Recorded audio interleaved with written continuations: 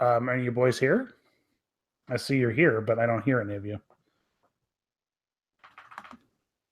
Yeah, Dan, we're here. We're just trying to hype it up for dramatic effect. We're gonna wait for another 60 seconds, so just mute your mic and we'll go then.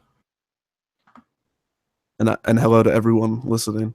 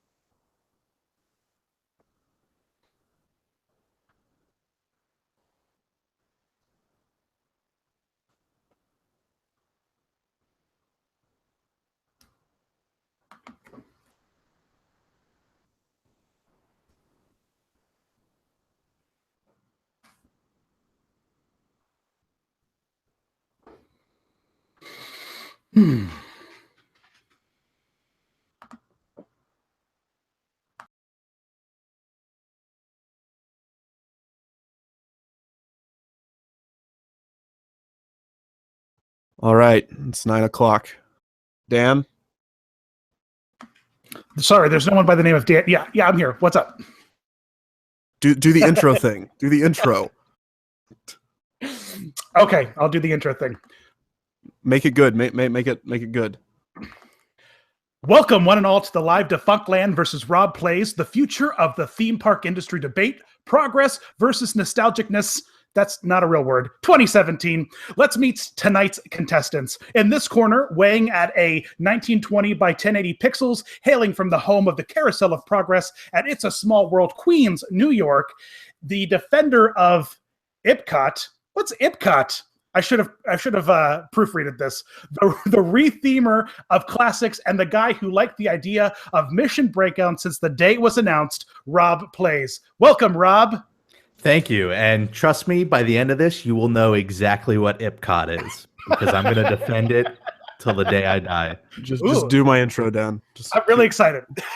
And in this corner, some say he looks like the wax museum doll of Brad Pitt, and he thinks it's just a coincidence, and he is legally distinct from the actor. He will defend your childhood and memories until the bitter end, even the fever dreams like the superstar limo. If it were up to him, Disney World's land would be completely filled and Disneyland would have dug for extra space instead of closing anything.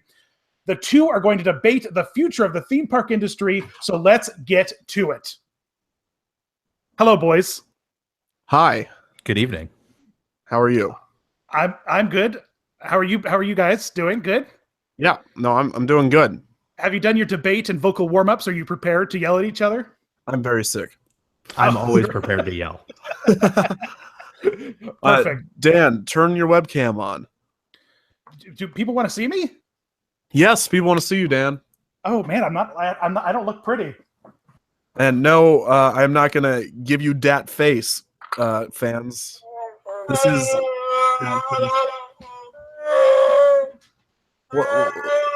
Is Chewbacca face okay? Dan, take them. What? So Chewbacca face is not acceptable, is what we're saying. No.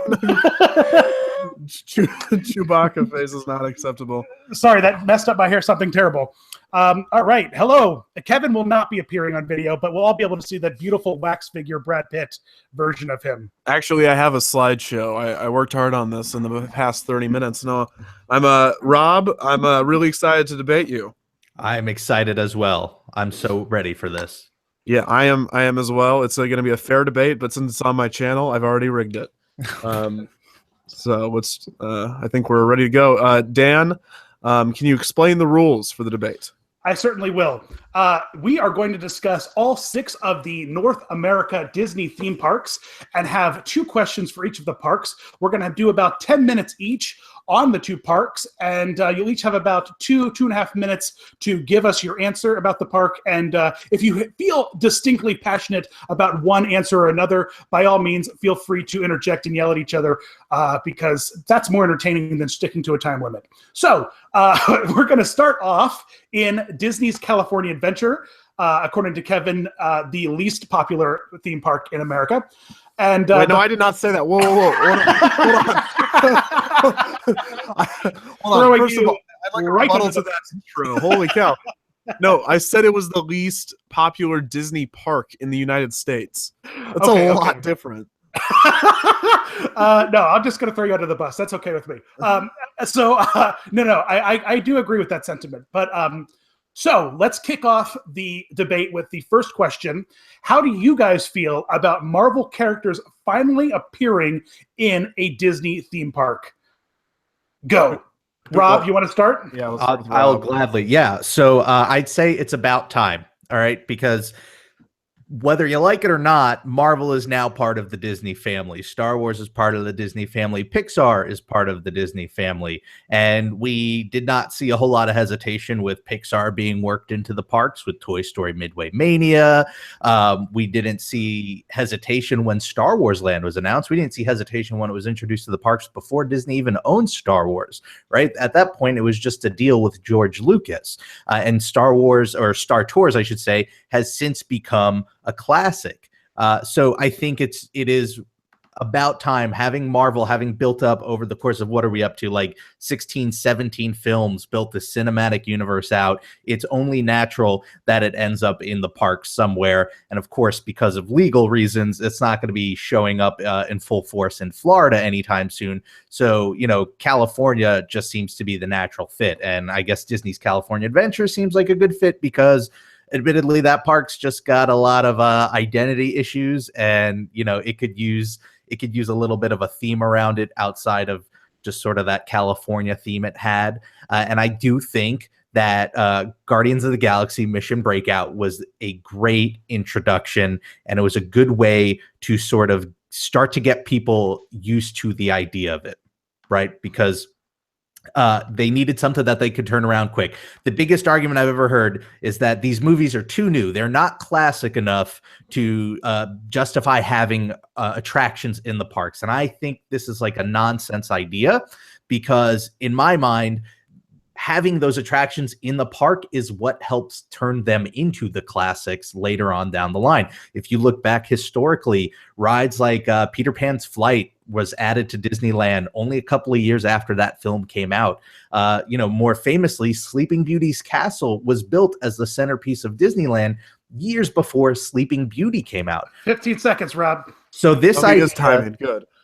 So this idea that, we need to wait to see if these Marvel films are worth being put in the parks before we do is nonsense. We put them in while they're popular, and then that makes them a classic. Kevin? Well, one, the argument about like the hesitation with Pixar, how there was no hesitation, that's a little different because those existed within a vacuum. Because when one didn't work well, they didn't use it.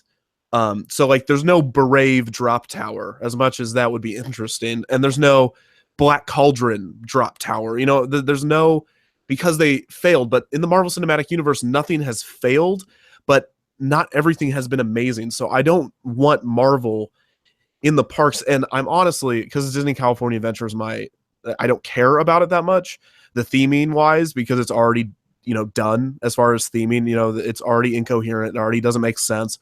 So when Guardians of the Galaxy was announced, just because we still had Tower of Terror in Hollywood Studios, it wasn't as the biggest end all thing, but it still was like, what? Why would you do that?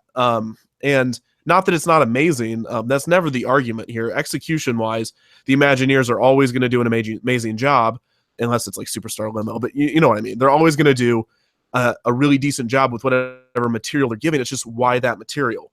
And so that's where I come at it from. Also, because like Islands of Adventure in Florida has the Marvel, it's really cheesy. And I know it's based off of the cartoons, but it just feels cheesy. And I think that also hurts my opinion of Marvel in the parks. And it just doesn't feel as magical, I think, as the other IPs. I don't know. Star Wars, because it happens not in our world, it happens, in a galaxy far, far away, but Marvel's supposed to be happening, in New York City. It's supposed to be happening in this, whatever, in this world. It feels really weird. I don't know. It just doesn't feel right. But since it's California Adventure, I'm not going to put all my eggs into that basket as far as protesting it, just because the theming's already off. Yep. Sorry, Rob takes this round. California. What? You decide? Of course, I get to decide. I'm the moderator. I didn't even realize that there were winners and losers here. I didn't. Whoa! But now I'm happy. Don't worry, everybody. Kevin already paid me off to make sure he wins by the end. I just have to give some points to Rob early. No. That's not how this is. Listen, if I can't, I'm just here to say start and go. I can also interject that I agree with one or two of you at the end. So I agree with Rob. California's a great place for it. Yeah, well, if there was a good place for it, yeah, California Adventure is the right place. I agree with that. Oh, Kevin agreed too. Rob, you win. Second question. No, whoa. What? Okay, wait. Don't do the second question. We're going to take a question from the audience instead. Okay, who's going to go for it? Find us a question. Everyone, please ask questions. While you look for a question, can I just say I want to say I kind of agree in that changing the Tower of Terror was peculiar because the ride was still popular. It wasn't something like a Maelstrom where by that time it was a ghost town, right? Don't say that on this channel. But I mean, we could get into Maelstrom when we get to Epcot. But like I just think I see where you're coming from with it doesn't feel magical, but I do think it does feel cool and fun. And riding Mission Breakout for the first time just a couple of weeks ago, it had this fun feeling that the Marvel movies give you that I think if they could translate to anything else they add to the park through Marvel, will create its own special version of magic.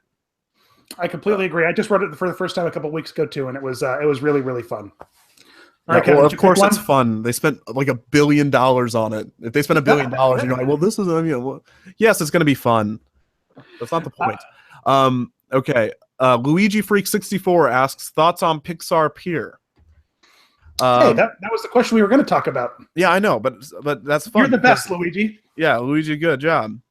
Great minds think alike, Luigi. Rob, talk to us about Pixar Pier. Ready? Whoa, he gets to start both?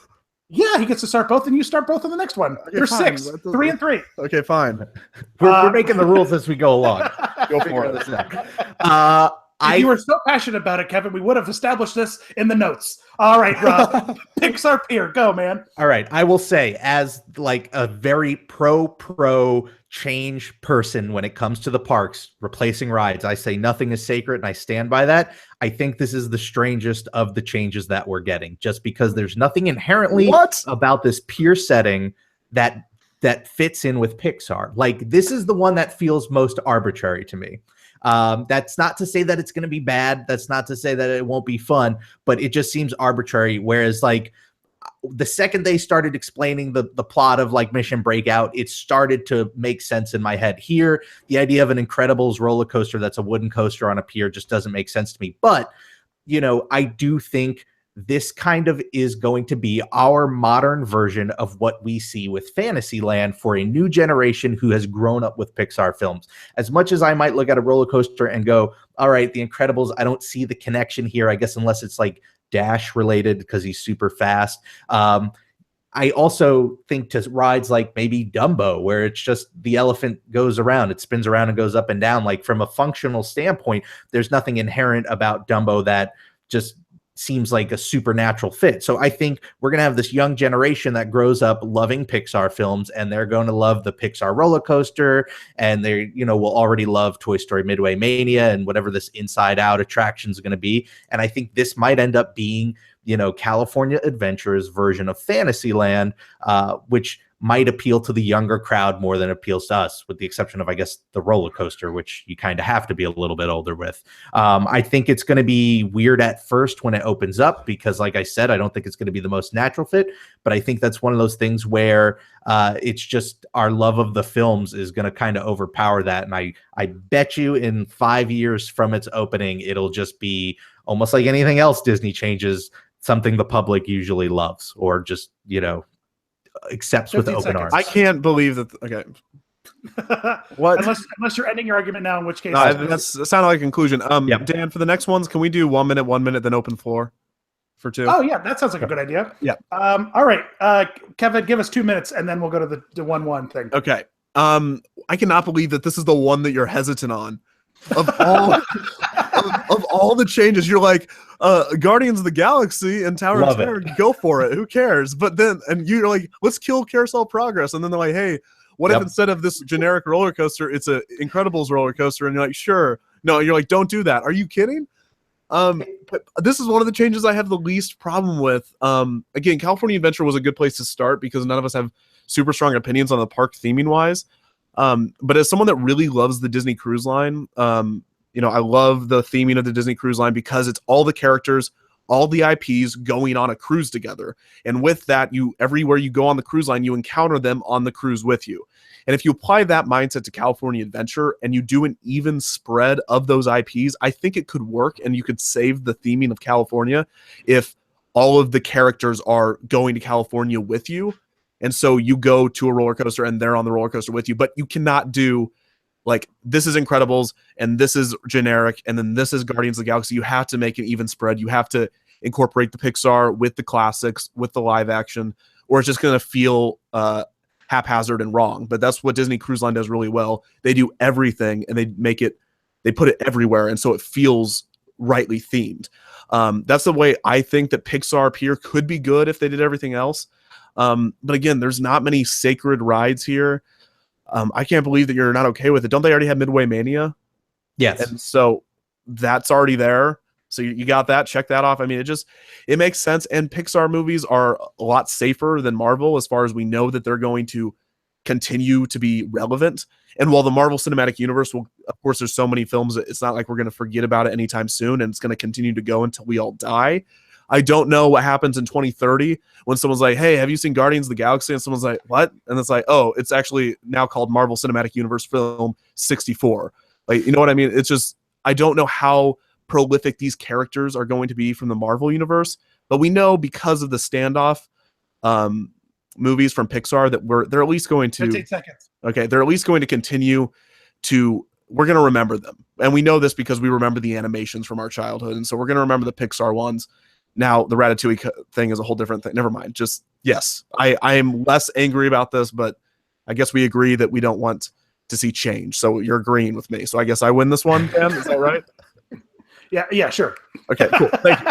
All right, perfect. Well, the only problem I personally have, just one 5-second thing, is that I hope that they at least bring Neil Patrick Harris back to revoice the new roller coaster when they replace California Screamin', because he does the voice, the 5, 4, 3, 2, 1 thing, and it just makes me happy to know that.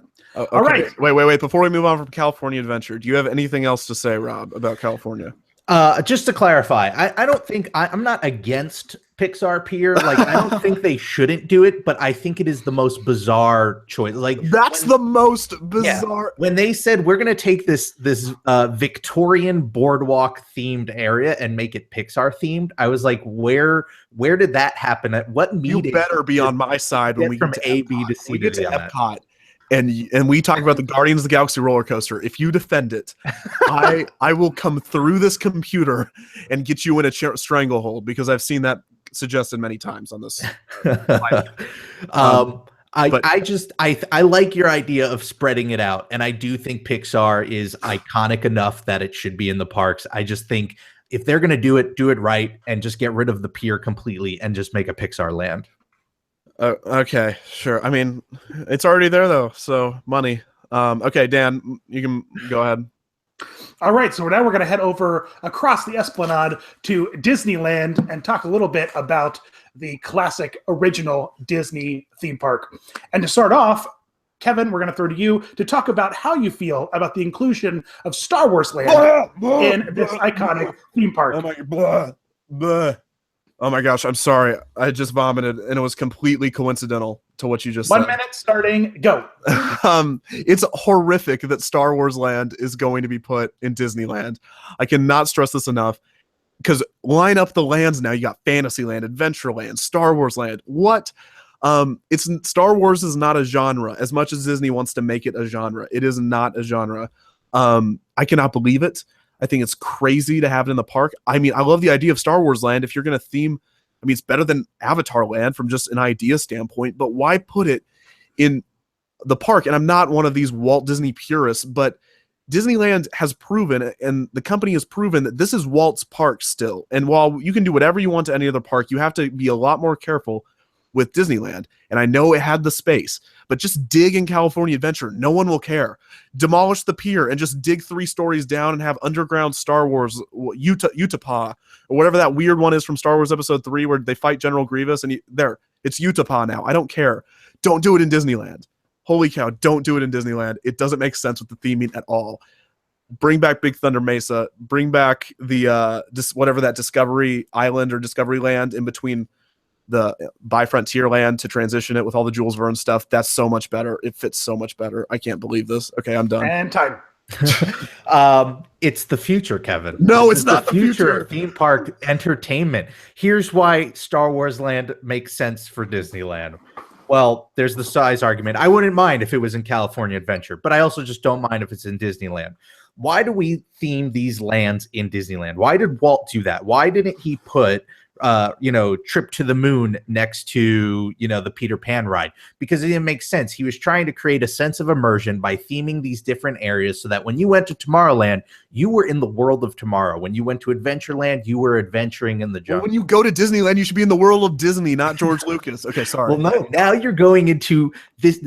And it worked for us. It worked for 60 years and it still works today. But people want more immersion. And I think that is what is going to dictate this future of Avatar lands, Star Wars lands, different Marvel lands, if that does roll around, Cars land. You get these areas that are on one specific property, because when you do that, it becomes 10 times more immersive than when you just have, 5 random sci-fi themed rides. So I think this is the beginning of what will be a future of themed lands completely based on, IPs. Is it open floor now, Dan? Open floor. Oh my gosh. No. You can't just chalk it up to the future. That's not fair to the park. Right? But isn't the backbone of these parks that they should be changing? That is what Disney said. That's the line they pull out of their back pocket every time they want to put Starbucks on Main Street USA. That's my favorite line from my interview with Terry Hardin, the Imagineer. She was like, that's what Disney just uses that, and they're like, thank gosh Walt said that, because without it we could not justify any of this weird stuff we're going to be doing. But why did he say it, right? Like, at the end of the day, because he didn't know he'd be dead. These parks are for the people, and didn't know he would die. What they find entertaining is going to be what should be there. Like, he throws himself in carbonite or whatever to make sure that when he said that, he was like, well, now I got to make sure I don't die, or someone else is going to try to put weird stuff in my park, like aliens by Frontierland. And that's not going to make any sense. So I can't die now. No, you can't have it. I mean, it's just, I'm fine with Star Wars Land. I like it a lot better than Pandora or even Toy Story Land. I mean, I'm not, anyways, but the point is, right. I want it. I want a Star Wars Land. I'm a huge Star Wars fan. Star Tours in Tomorrowland is okay because it's a spaceport. It's not the land of Star Wars. And that's cool. Now, all the other weird stuff they did, like all around it, doing when they did that overlay during Season of the Force of Space Mountain, I was, what?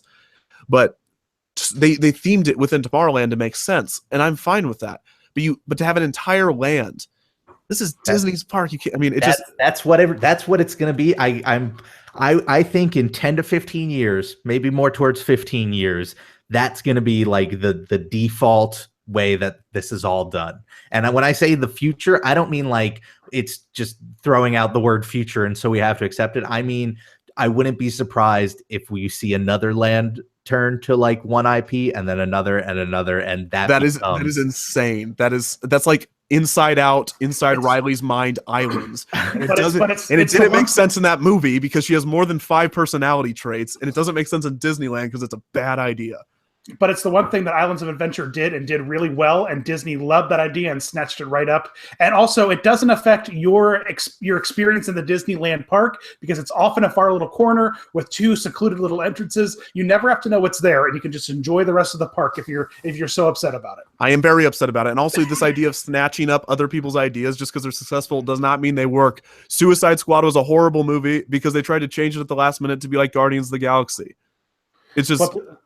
That's DC. We're talking about Disney here. No, well, obviously it was a comparison. No. So what you're saying is that other people don't do it well and Disney does it well, and you're upset about that. No, Dan. No, they do it. No, what I'm saying. Whatever. Done. That is not what I'm saying. Do not put words in my wax mouth. Kevin, now that you have started the first round, you're going to start us again. And the second topic, we discussed what is going to happen to Tomorrowland once Galaxy's Edge opens up in the back corner of Disneyland. And go. We're bringing back the Timekeeper, even though it was never in Disneyland. We're bringing... No, Rob, do not shake your head no at me. People would love the Timekeeper. Robin Williams, people love Robin Williams, and they would love to see that brought back. We are bringing back Alien Encounter. We're bringing back the best Tomorrowland redo, which was in 1994 in Walt Disney World, in my opinion. A fantastic redo of... No, I'm just kidding. I don't know what we're going to do for Disneyland. For the Tomorrowland section, but right now it's just Star Wars, so I don't know what happens when Star Wars Land opens. Yes, Space Mountain, that's it. You got Star Tours, that's not going to close from everything they're saying, which is weird. It's really weird. I think they should close it or move it. I mean, as far as progress goes, if you're gonna ruin my life by putting Star Wars Land in, why do we need Star Tours on the other side of the park? That I'll agree with. Okay, thank you, Rob. Yeah. See, Rob agrees. That makes no sense. Just move it and get rid of it. Move on to Rob. Let's get to the open floor so we can talk about this. Drop us some knowledge. Tomorrowland's a mess right now, and here's the thing. Kevin, I guarantee you, had the movie done well, Tomorrowland would be turning into Tomorrowland, the land based on the George Clooney film. But it didn't do well. And I think that threw a wrench in their plans big time. I hope they can do something similar in that they can find one central theme and they could redo all of Tomorrowland to sort of match it. Not like a property, because we already have Star Wars and they don't really have like a whole lot of other sci-fi properties that they could use, but they need to go back to this idea of one centralized theme. Part of what made that Tomorrowland in the 90s work in Disney World is that even though they were all these different rides, they at least had this general idea that they all existed in the same place. And you had, the Timekeeper was sort of like that little World's Fair going on there. And you also had a little bit of that with Alien Encounter, but we don't have that now. It's just now, it's just a mashup of different IPs. And that's the opposite direction of where it needs to go. So they need to come up with some theme, but it's got to be original. Yeah, as much as I hate the Stitch's great alien escape character greeting center at Magic Kingdom, I really like the Tomorrowland's Magic Kingdom is coherent in its theming, and that it's not just Stitch's Great Escape. You have Monsters Inc. Laugh Floor, and you have the other one. Why am I blanking on this other attraction that is also animation? Buzz Lightyear Space, Space Ranger Spin. And so it's nice because it's consistent and it's very cartoony Tomorrowland, but it's at least themed and it makes sense. I loved the 1994 when they said, well, it's going to be we got Discoveryland. We just opened Discoveryland in Paris, and it was the vision of the past, the vision of the future from the authors of the past. And now in the US, instead, we're going to do this alien future that never happened where humans walk alongside aliens. And then you had the different expo centers and it was like the Alien Expo. It's just such a cool idea. I really wish that they would do something like that again, but they're not going to. They've got to do something because they've got to do something. You can't have Star Wars all throughout the park.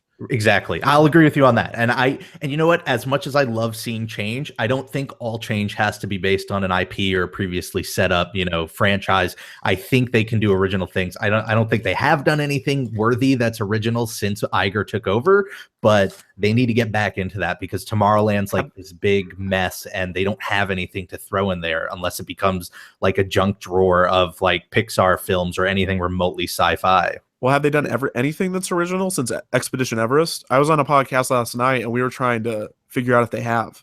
Not as I've tried many times trying to figure this out. In the States, as far as I can tell, Everest was the last original thing, and even that was greenlit under Eisner. So I don't even chalk that up to Iger. So I don't think so. So crazy. But he's out Dan, soon, so. let's do one more from the audience before we move on to our next park. It's going to take them 15 seconds to hear you ask that. And in that time, I'll say that Tomorrowland is all about tomorrow, and tomorrow keeps changing. And it's really hard to have that futuristic look and feel of a section of the park that is always changing and is never really tomorrow just keeps changing. So it's hard. And so they've got to figure out some kind of, I agree with both of you. It's a hot mess. Tomorrowland and Disneyland is a hot mess. All right, Kevin, what question did you find? What's the best Disneyland ride from My Name Jeff? All right, boys.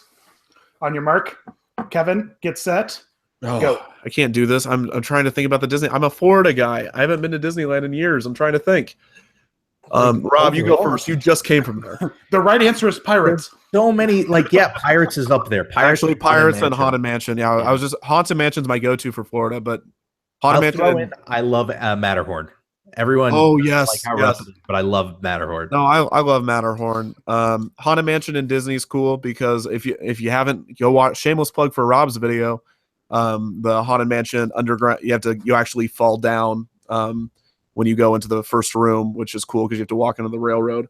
Literally, too. They just drop the floor out under you. Well, it's very rough. They lower it. It's not like that old game show. What was that? Not Chain Reaction. There was a game show where you hit a button, you fell down. Ellen's doing it now, so. Yeah. Is she really? Yeah, she has a game show on her show where she puts three, moms up there and drops the floor underneath them if they don't know weird trivia. Okay, Dan, thanks for the sarcasm. That's completely honest. I'm 30 years old. I watch Ellen. What do you want from me? All She's right. a national treasure. She is. She's wonderful. Rob, what's she has the best energy adventures. What's your favorite ride in Disneyland? Oh, it's Haunted Mansion or Pirates or Matterhorn. It's it's hard to. I can pick one for each land, but I can't do one overall. They're just too different. Yeah, I really like the Matterhorn just because it's not in any capacity, even though Pirates is literally 7 minutes better in Disneyland. I think the Matterhorn, just in not being in Disney World, makes it 1,000 times better for someone that gets to go to Disney World more often. So yeah. All right. So now it's time to put on your Savannah jackets and keep your dentist away from the lions. We're going to Animal Kingdom. That's a 2-year-old weird reference to a dentist killing a lion. Anyway, so yes, everyone forgot that apparently. I remember. No, I remember. Okay. So for the first question, we're going to talk about the new addition of Avatar into Animal Kingdom and whether or not that property was a good choice for the park. It wasn't. And to kick it off, Rob. Rob, you got 1 minute to lay down your whatever we're going to say. Go. All right, 1 minute. Fun fact, it was at the time. It might not be now, but it could be in the future. You got to go back to when Avatar Land was announced and when it was planned. All right. At that point in time, Disney did not own Star Wars. They owned Marvel, but they couldn't use Marvel in the East Coast. They still, to a certain degree, can't. So they needed something to go in there. They needed something to compete with Hogwarts and Harry Potter and this growing idea that you needed to have these themed lands on one IP. And you look at Avatar at that time, it was a hit movie that was the #1 blockbuster film of all time, domestic, box office. It was looking like it could have potentially been the next Star Wars. And then on top of that, James Cameron, who's like this famous name, had plans for a second, a third, a fourth film. So I think from Disney's perspective, it made perfect sense to put Avatar in the Animal Kingdom. They probably wanted to make good on this whole Beastly Kingdom idea, but they lived in a world where you needed to put in an IP. You couldn't just put in generic dragons and stuff. So they went with Avatar. Now, unfortunately, with all the delays of the films, that sort of stretched out to the point where people went, why Avatar? And so who knows what the future will hold. But at the time, it made sense. You said that. Kevin, you said that like it was a joke. Like, well, we gotta put something in here that's gonna get audiences in. Well, what about Avatar? Everybody loves Avatar. #1 box office. Yeah, it's a fluke, dude. It's because everyone went to see it in 3D. It was like a carnival. No one goes back to a carnival just because it's the same carnival. It's no one cared about the movie Avatar. Everyone, actually, I'm not gonna say no one because there's gonna be one person in the live chat that's like, I loved Avatar, but it's not. It's a horrible franchise. James Cameron just said, okay, maybe we're only doing 2 more movies and we're not going to make it to 4 because at some point he realized maybe this isn't as big as I thought it was. And it's a total gimmick. James Cameron even now is still saying stuff like, I'm trying to make 3D without glasses. He's trying to figure something out because he knows no one's going to see it. Why put it in a Disney park? I have no idea. I don't know anybody that went because it's Avatar. They went because Disney opened a new land and it had great technology. And the whole argument that, oh, it's so cool and it's really well done. Of course it is. They spent like $1 billion on it, and it was done by genius people. But it doesn't mean the decision is right. I know this. They began this process back in like 2010, 2011, right after Avatar was popular, and everyone thought, oh my gosh, it's going to be great.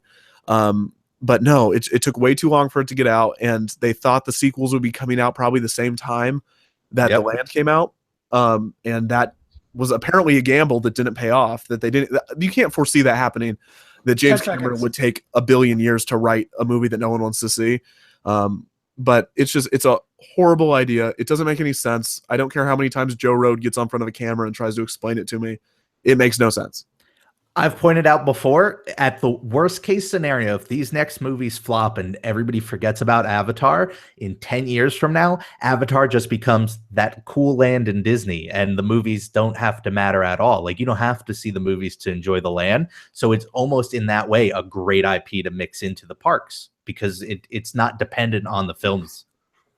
But I'll also argue that it's a great way to bring the whole idea of Beastly Kingdom back into that park with mythical creatures and a far off land that doesn't exist. I think it's really cool.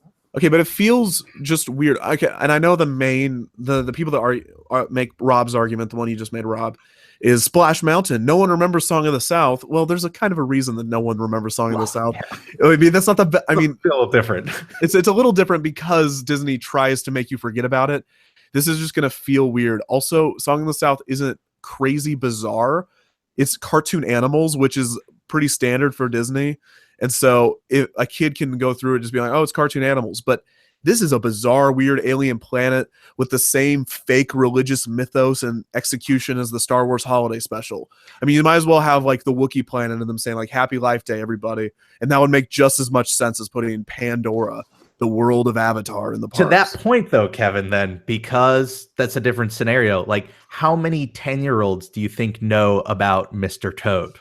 Could we get rid of that ride then? Because if you get rid of Mr. Toad, I am going to kill you. Nobody, the general public doesn't know what Mr. Toad is from. It's Mr. Toad's Wild Ride. Like the ride has. Yeah, but it's not weird and bizarre. I mean, it's a cartoon frog. Go for it. Blue people that live in Animal Kingdom. It's so weird. Rob, comfort yourself with knowing that when and if these movies do flop, the Avatar sequels, and they decide to close like the Navi River cruise or Flight Over Pandora, Kevin will be beating the drum. Save Pandora Land! Save Pandora Land! Yes, I will. I will be doing that. I don't care. Consistency be damned. No, it's just weird. The Navi River journey with all the religious, spirit. It's weird. I think those movies are going to flop. I don't think Avatar is going to be a lasting IP, but I think the land is going to outlive it. But that doesn't mean it was a good idea to begin with. Why not do Beastly Kingdom? Because they had to compete with Harry Potter, and when you're going to put up Harry Potter versus how do we compete with dragons? Harry Potter, guys? I got it. Number what? Billions of dollars. I think at the time it made perfect sense. I think a year later that all changed, but it was too late. Okay, I think it made more sense back then, but there should have been someone that said, okay, we're not doing this anymore. Also, on this note, before we move off of this, Avatar, where's it going with this? Avatar might try to sneak its way into Tomorrowland at Disneyland after Star Wars leaves. This is not a rumor at all. But we were talking about earlier, they don't have many sci-fi franchises. I wouldn't be surprised if they had one Avatar-based thing because it's aliens. Did you go over there? I know you're just down at the park. Did you go to Animal Kingdom yet and check it out? Did I go to Animal Kingdom on my last visit? No. Yeah, because when you go in there, it is devoid of any Disney branding whatsoever. It is completely like all the bags don't say Disney; they all say like the name of the company, that like the mining company and like stuff like that. So I wouldn't say that Disney has the theme park rights out and out for this franchise, and they're going to start. They definitely have all the theme park rights they need. Well, but just to say, I don't think that they're going to invest in. I think that their rights exclusively say that because of branding, that I don't think they can just drop this in another land that's surrounded by Disney stuff. It's bizarre how devoid of any Disney, Mickey, any kind of that kind of stuff is in that Pandora. It's creepy. It's like weird. It's like, are they not in a Disney park? Anyway, that's what I have to. I would say that I doubt they're going to start peppering Avatar into all the other lands. Especially after they've been burned with the wait for the second movie, which still isn't around. I feel like that was something Iger wishes he could have taken back, but he couldn't because it would have been too much money lost. Yep. Well, speaking about movies that are poor decisions that are based on aliens, let's talk about Indiana Jones coming in and taking over the dinosaur ride in Animal Kingdom. Oh, right. Rob, I go first. You get to go first. I would not be upset if it happened, but I don't want it to happen. And the reason why I don't want it to happen is I like the idea that Dinoland USA is themed on dinosaurs. Besides that, I hate Dinoland USA. I hate everything about it. Dinosaurs a fun ride, but this whole Hester and Chester carnival stuff I think is awful. It's just low effort. Just they did it in the wrong direction. I feel like normally they come up with the story and then they build the land. Here I feel like they needed to throw a bunch of cheap rides in and then they came up with a story that fit well with it. So I would ideally still like to see Dinosaur change, and I would like to see Dinoland USA change, but I want to keep it themed on dinosaurs, unless you could somehow work Indiana Jones and dinosaurs together, but I don't think that's going to work out very well. The movie's coming out soon. Yeah, I'm trying to think of what dinosaur legends they Indy can work fights with. Dinosaurs. So I don't want to see Indiana Jones there. I also kind of like that it's just a unique Disneyland experience. Like the ride's there and it's great and it's sort of becoming a Disneyland classic, which I think it serves as a good example as to why change even in a park like Disneyland's good. But I want to keep it the dinosaur related, and I think they should redo it. You keep the track, keep the idea with the dinosaur animatronics, come up with a slightly better plot than, you know, the guy trying to steal a dinosaur at the worst possible time in history. But Indy, put him somewhere else. Work him into like Adventureland. Yeah, put him in Adventureland. Kevin? No. Don't put Indiana Jones in Animal Kingdom. We already have him in in Hollywood Studios. Animal Kingdom. Okay, so I'm straight up again. This is kind of my California adventure of Florida. I don't have that strong opinions of it because I don't really like nature or animals. So this park, just from the concept alone, lost me. But we're very alike in that way.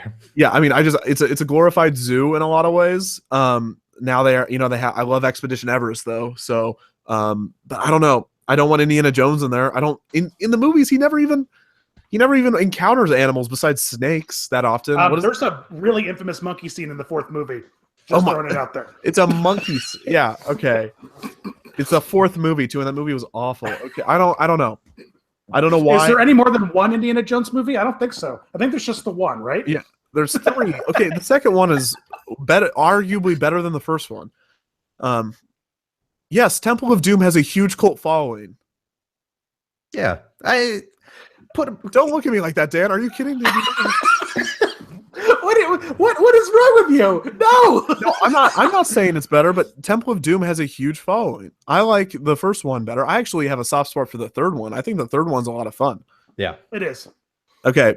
Anyways, let's do one question from the audience on Animal Kingdom. If anybody's still listening to our weird rants, I would be okay with them making Dinosaur into an Indiana Jones ride if they redo the whole theme. No, see, I don't know how that would work out because then it's not animal related. Terrifying though. It's such a terrifying ride. And in particular, the first time a meteor passes over your head, if you turn around and look up, they have a spare like T-Rex head thing. No, it's not a T-Rex, but it's like a B mode where it doesn't move. And if the animatronic's being repaired, they like stick it in there and it doesn't move. And so, but they store it like up above the track and you can see it with like a meteor flash. And so if you look up behind you, it's like horrifying, terrifying. I'm gonna have to do that next time. Yeah. Kevin, did you find a question? Yeah, Defunctland, one of our writers that helps me write some episodes, Noah Randall, asks, what IP would you have rather been added to Animal Kingdom instead of Avatar? Ooh. That's to Rob, kick us off. This, if had they owned it, this would have been a good place to put Star Wars Land, because I think Alien World, there are plenty of, alien creatures. I think that would have worked. I think that would have totally turned the Animal Kingdom from a park that people like Kevin and I are like okay with missing to just a main park that you have to go to. So like, as far as like, Zootopia people talk about, I think that would be a good fit as well, but the timing just wasn't right. They needed to put something in, to kind of flesh out Animal Kingdom, and this was years and years ago, but I think one of those two, in a world where we get all our wishes, would have been a good fit instead. Would you have gone like Kashyyyk with the Wookiees? Would you have gone like Endor with no? Just do something. I love Disney's plan to just do a totally new planet, because then you don't have to worry about it meeting expectations. It's totally new.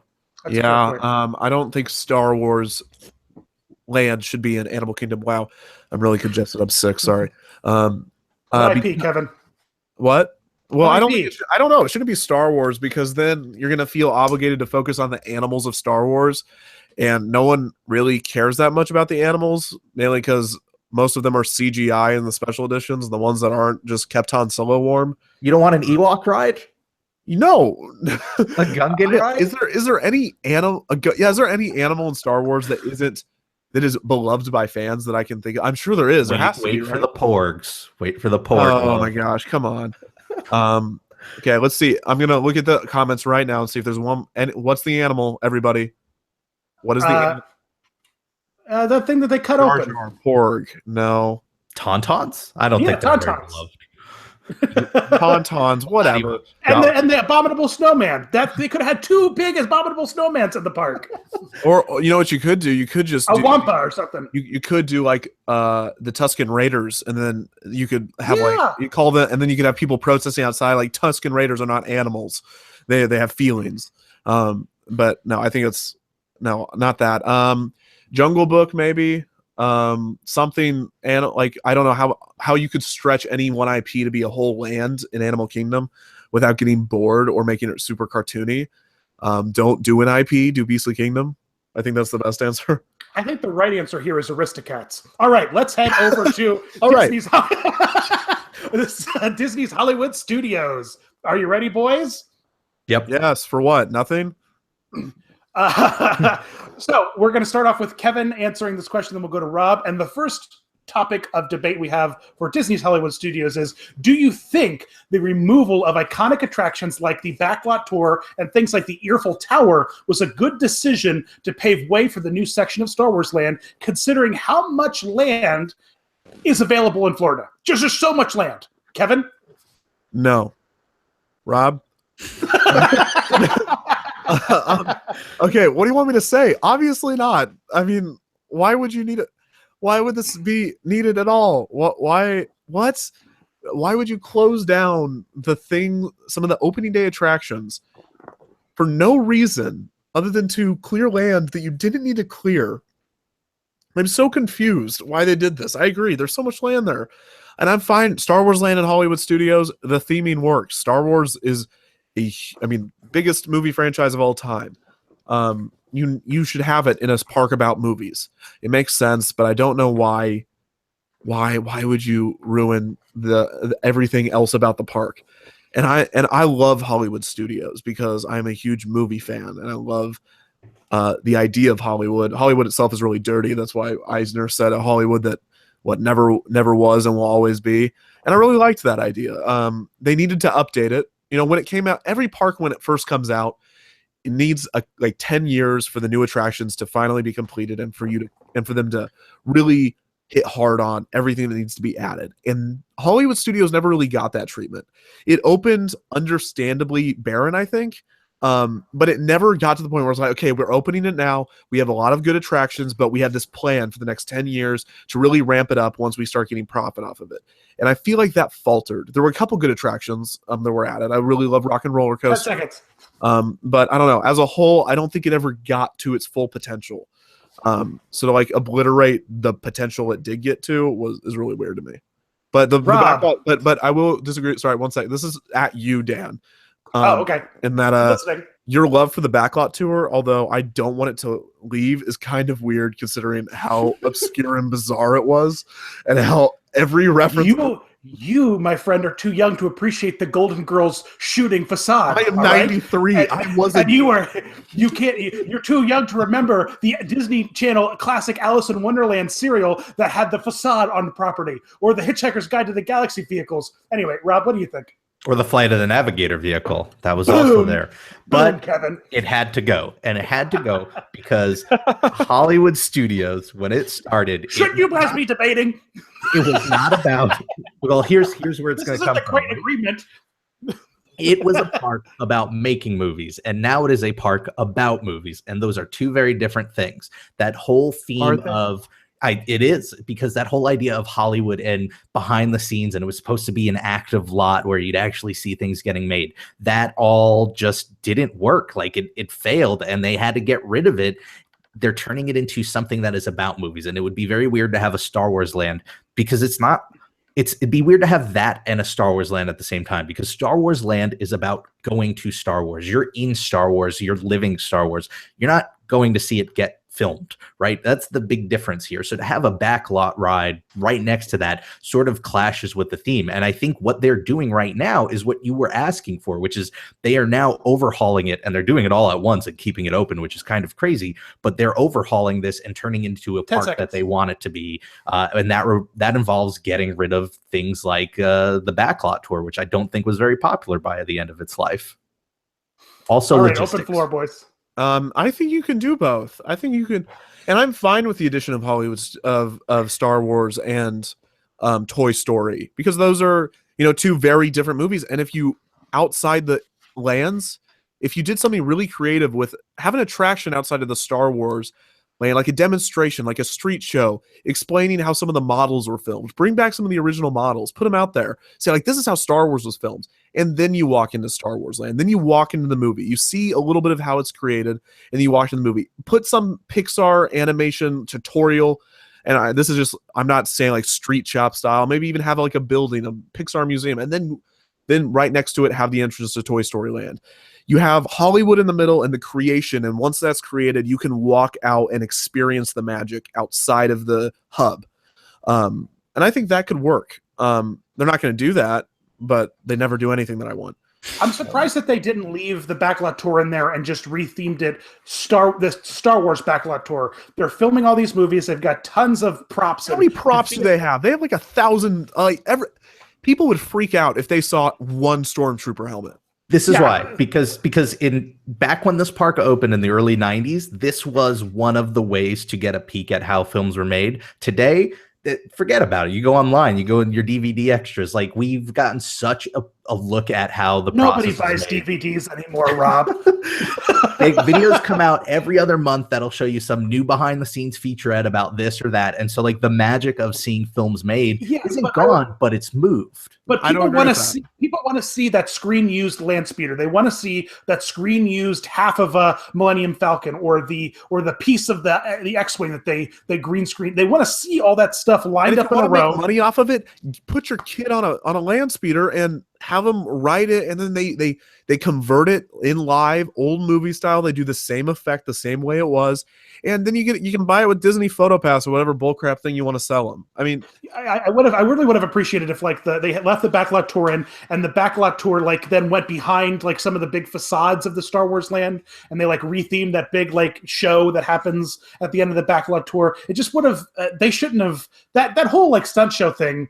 I'm okay with that. Can go. That's fine. I think it would be really cool to have a People Mover-esque ride that goes through Hollywood Studios' main properties. And then, Rob, your idea about Disneyland, about IP, switch it out when it's no longer relevant. You could do that with Hollywood Studios if you created it hub style like that. And then, you know how the People Mover, you go by Progress City in Walt Disney World? It'd be so cool if both a nod to the Magic Kingdom's People Mover, and people would love to see it. Put the original Death Star model in a room like that and have you go by the giant table Death Star model, and that's how they filmed the original Star Wars. I would love to see that. I'd get on a leisurely breeze and leisurely ride and see some of that stuff in Hollywood studios. Okay, that's kind of a cool idea. Yes, It's a little bit of a cool idea. It'll never happen, but I kind of wouldn't. I would ride that ride. Yeah, you would, because everybody loves a little leisurely people mover. And I think the key there, though, is you'd have to get rid of the backlot tour and change it. I don't think when people lamented it leaving, it blew my mind because I was ready for that thing to go years earlier. Like, it needed an update, it needed an overhaul, and I think the ride system wasn't intriguing. And Disney's known for their intriguing ride systems. And it felt like Eisner spiting Universal Studios still when you wrote it. But I don't know. I think that they could have changed it without getting rid of it as an idea. And I don't think people were strong on the as strong on the actual experience as they were the concept, except for Dan, who loved the Gilmore Girls or the Golden Girls or whatever they're called or something. I don't even know. Don't you dare speak ill of the Golden Girls. Was it Gossip Girl that you like? Hashtag Disney Dan likes Gossip Girl. It's the girl universe, cinematic universe. They're all linked together. They should have the Real Housewives universe, the cinematic universe, the television universe. While we're spending some time on Disney Hollywood Studios, and I see this question popping up a few times in the chat, so let's talk about it. Will we miss the Great Movie Ride, and was it worth closing it down to bring in Mickey's first Disney theme park ride? Rob? Wait, is it Kevin first? Kevin? Yeah, thanks, Dan. The Great Movie Ride closing is one of the most confusing, weird decisions Disney has made in the history of Disney. I don't know about the history of Disney. It's very confusing. Why did they do this? Maybe for legal reasons regarding renewing all those properties that come from a bunch of different movie franchises and a bunch of different movie studios, and they were just sick of it. And for a ride that maybe didn't have the biggest rider draw, they were like, well, we're tired of having to switch out and renew all these licenses, so let's get rid of it. That's my biggest theory. Or they're like, well, it needs a major update and we don't want to do that because I don't know. Then to replace it with Mickey and Minnie, what? That's weird. That's so weird to me. I mean, like, they could have said something that I would have hated more, because I don't hate the idea a ton, but I don't like it. I hate the idea of getting rid of the Great Movie Ride, but it seems like they were just like, okay, it's going to be a Mickey and Minnie ride. And I was like, okay, I was expecting something really out of left field, and you gave me the most generic thing you could have possibly given me. So I don't know. I hate the idea of it closing. I don't understand any part of that decision-making process. But I'm also not a Disney executive. I don't know how you could say that it's the most generic option when we've never had a Mickey and Minnie ride in the history of any of these parks. I think the placement's a little strange, but I don't think we'll miss the Great Movie Ride. I think we will miss what we remember of it. I think I love that ride when it was open. Because I love movies and I loved most of the movies in there, but it was getting tacky. It was becoming the cliche when you think of like backlot, theme park rides, as these slow moving scenes with the tour guide who can be really cheesy at points. And I do think it's part of what you were saying, where they probably don't want to have to go through the trouble, whether it's financial or just the red tape, to hold on to all of these film rights when they have all their own. But I also think if they were to sit down and go, well, what if we did, the Great Disney Movie Ride, and we did all Disney movies, I don't think the format of the ride would have worked well in 2017. I just think it would have bored a lot of people, and I think they probably looked at this as like, all right, this is our opportunity to get that Mickey ride we wanted to do in. It kind of fits. It's in this hub that doesn't really have much to do with anything. I love the idea of the Mickey ride solely because I love these new Mickey shorts, like the artistic style and the animation, and I love all of that. And so for them to do a ride that is themed that way is like a dream come true. I think the placement's a little weird, but it's really weird. I don't think we're going to miss the Great Movie Ride. I think people will say they do, but I think if you look at a video of that ride, 5 or 10 years from now, it'll be like the Maelstrom to me, where I'm like, we saw this entertaining at some point. Like this was fun. It's so weird. So yeah. Boo to that. Boo. Yeah, the Mickey shorts are so great now. I absolutely love the rebranding they've done with the Mickey and the Mickey shorts and the whole gang. And in addition to that, the ride technology that they're bringing into this, after seeing a few of the clips at D23 in the theme parks panel, it looks really cool. I'm super excited for this ride. And the Great Movie Ride was getting super stale and just stale as stale could be. And so, I mean, it's a bummer. And it was either upgraded with a bunch of new movies or let's do something cool and new. And that's what they did. So I think it's awesome. Just think about all those heartbroken Busby Berkeley fans who now have 0 rides that they can turn to. So many. Oh my goodness. No, don't close the Great Movie Ride. Well, Kevin, this is the first great opportunity you have to just go to the dump and collect all the pieces of a ride that they're destroying so you can rebuild it in Defunctland. I mean, you can It's a virtual reality project. Do not confuse the audience. Some of them still want it to be built in real life and don't understand why that's impossible. Yeah. That's all I have for Great Movie Ride. Both of you are wrong. Do you want to take another question from the audience for Disney Hollywood Studios? Sure. Hollywood Studios, everybody, please talk about it. I'm so excited for that Mickey ride, though. It looks like so much fun. Rob, what's your favorite Mickey short that they've come out with over the past 2-3? Man, I really am a big. All right, here's one. This one. is the dumbest question anyone's ever asked, but Nick Merchandani asks, "Will there ever be a Shrekland?" No, it's a Universal property. I know it's a dumb question, but because they have one. Apparently, on our comment section has gone on a tangent of memes, and so they're just on the meme train right now. Thoughts on the Muppets? Here's what they're going to do. They're good. Oh, okay. No, that's a real topic. Let's talk about that instead. Okay. Emmett Ward asks thoughts on the Muppets. What kind of thoughts on the Muppets? What about it, Emmett? Emmett, you still there? Let's get more of them. I love the Muppets. I agree. Yeah. I think we should have tons of the Muppets. Yes, Muppets. Okay. Don't get me started because it'll be a 45-minute long discussion. Yeah, in case you're not aware, Disney Dan has the best puppetry podcast called, what's it called, Dan? It's called Getting Felt Up, a puppetry there went podcast. my monetization. Dan Yep, there it went. All my videos have just been demonetized. Thanks, Dan. Yep, channel closed. TPM vids. You and TPM are going down because of the demonetization. But in all seriousness, I do have a puppetry podcast called Getting Felt Up, a puppetry podcast with Dan and Nate, where we talk to all kinds of great puppeteers, puppet builders, writers, all kinds of stuff. And I'm very close friends with a lot of people doing the Muppets in the theme park right now in Magic Kingdom. I think it's a really, really great addition. I could say that the Muppets 3D ride needs to be updated with a new 3D feature segment, but that's a whole nother tangent. Let's talk about that. Rob, do you think the Muppet Vision needs to be updated? Absolutely. No, yeah, 100%. Hold on. And they play the updated version of the film in succession with the vintage one. So you do old, new.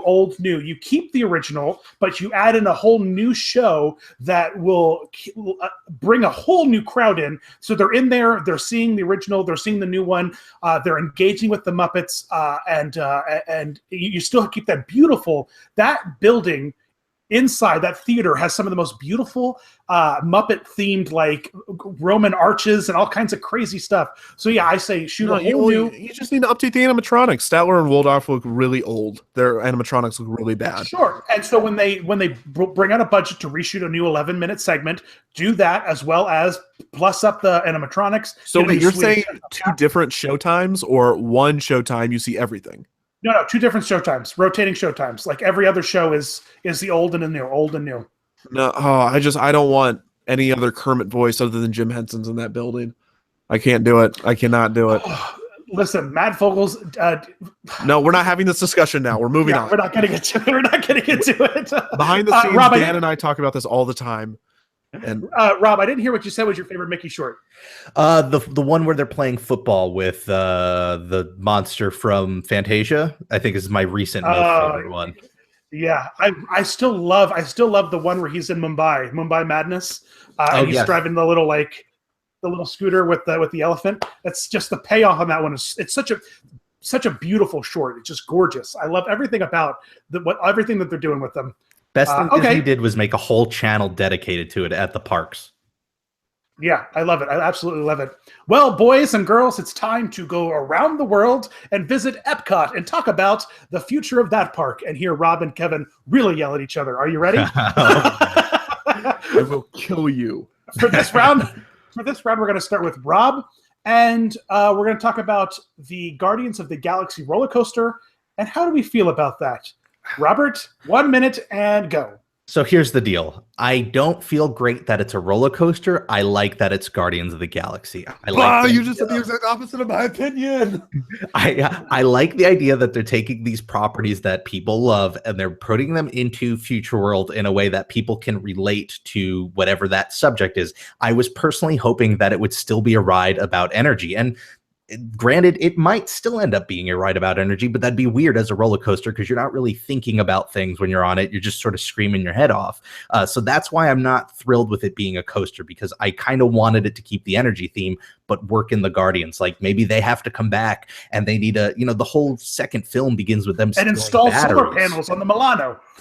They could. I picture Rocket making fun of us for still being dependent on fossil fuels, that sort of thing. But we're not going to get it when it's on a roller coaster, because I'm picturing it's going to be like, a rock and roller coaster where it's over in like a minute. So, I like that they're there. I think they're going to have to work them in a Future World and other IPs, but give us rides. Mummy roller coaster had a narrative, Rob.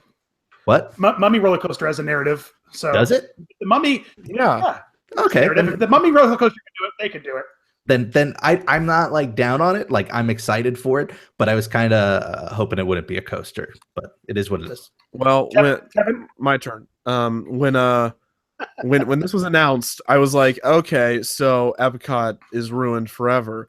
And then when I heard that it was a roller coaster, I was like, okay, so Epcot's still ruined forever, but I guess there's a roller coaster now, so that's fine. Because if you're gonna ruin Epcot, you might as well just put a roller coaster in it. Epcot was ruined from day one. I'm just throwing this out there. Whoa, are you really? Why? Epcot is the manifestation of Disney compromising on what Walt wanted Epcot to be. It is Disney settling from day one. Yes, they could not have, they would not have wanted to be, they are deathly afraid of ruining Walt's vision by making an actual city in that way. That takes away, to me, that strips all feeling of sacredness from the park. It's change whatever, because it's not what it was supposed to be. I get 60 seconds here. 1 sec. Okay. This is absolutely absurd. To have Guardians of the Galaxy in the Future World. It makes no sense.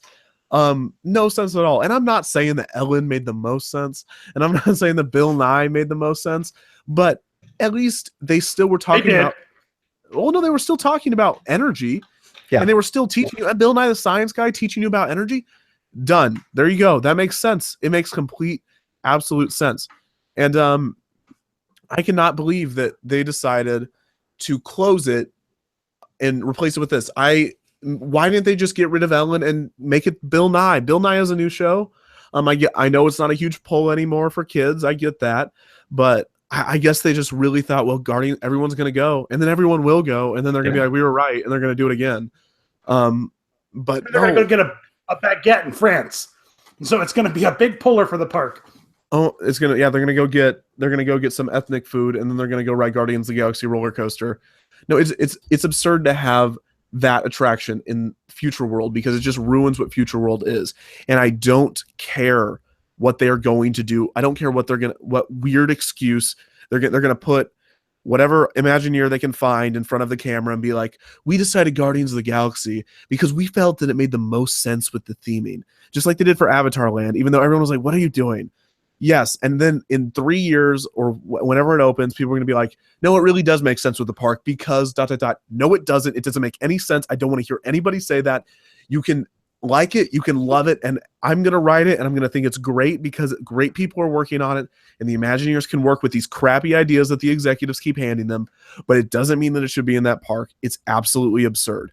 This is the weirdest thing I've ever heard of. Go ahead, Rob. So I'll say this. I agree that Disney's front-facing, PR when it comes to these things is kind of ridiculous that they have to justify it. I want to see an executive that just goes out and bluntly says, we're putting Guardians there because Guardians is super popular and we want people people are going to enjoy it. That's why we're making it. We don't need to like jump through hoops to justify why it's there. We're there. So would you agree that you are an amusement park YouTuber and not a theme park YouTuber? I don't think so. But you don't care about theming. I do care about theming, but I do think theming should be dictated by the general public who goes, not this idea of like, this is what it was, or this is what it was 30 years ago, or what it was meant to be. I think this is what it's called. I think crowds change. I think what we want as a general crowd changes over time. And I think a good theme park will adjust to that. And I think we're seeing that with things like, Star Wars Land and Avatar Land, and the idea of doing these consolidated lands based on one IP. I think that's a reflection of people wanting even more immersive experiences. And so I think it was inevitable that it was going to hit Epcot. I do kind of hoped that Guardians of the Galaxy was a little bit more educational focused, because it would have held that theme of the future and teaching people about the future. But I don't think there's anything about Guardians that restricts you from teaching that. The whole educational aspect of Epcot's going to go away very, very quickly. They're going to nuke the whole front of Epcot, Future World. I mean, other than like the big, test track and whatnot, they just need to gut interventions. They need to gut a whole bunch of that stuff. They need to turn the Epcot ball into the Death Star, and we need to just keep looking forward. That's what I say. Are you serious? Does no one realize why Epcot is awesome and amazing and is leave the World Showcase alone. Don't touch that. That's not even the best part of it. Turn this Epcot. You don't have to. Don't change Spaceship Earth. I want you to leave all that. I love Dame Judy Bench. She can stay there. But what I'm saying is turn the ball into Death Star. I'm totally for that. 24/7 Death Star and gut interventions. And Shut up, Dan. Even I'm a little taken aback at turning it into a Death Star. Yeah, no, shut up. It's crazy. It's absolutely crazy. Okay, Future World is a genius concept, and it should be able to appeal to modern audiences, and there's no reason it shouldn't. And the excuse for it should not be like, well, everybody's dumb and they just want instant gratification now. That should not be an actual excuse as to how the way you run business practices. Like, you should not. I mean, but look at when you look at lines of some of these attractions in the Future World that aren't Test Track or Soarin', because those are the big popular ones. Like, at the end of the day, what are we going to do? Are we just going to keep making, edutainment attractions and just force it down their throat? And then you can market it in a better way by updating these attractions, and people will go. I really think they will. Which, would you say they did that by adding Ellen and Bill Nye to what was Universe of Energy and still held on to that energy theme? Yeah, I think that's fine. So then why can't they do that again with the Guardians? Because the Guardians is a stretch, and you had Ellen? Ellen was a bit of a stretch. But she's at least did start with batteries. Let's all put that out there. No, shut up, Dan. I swear, if they try to do something like that, it's the most random weird IP, and Ellen is weird, but Bill Nye makes sense. And to have them two, he did, and them two talking together, it wasn't that big of a stretch, because Bill Nye made perfect sense. Ellen was like, okay, Ellen's there too, whatever.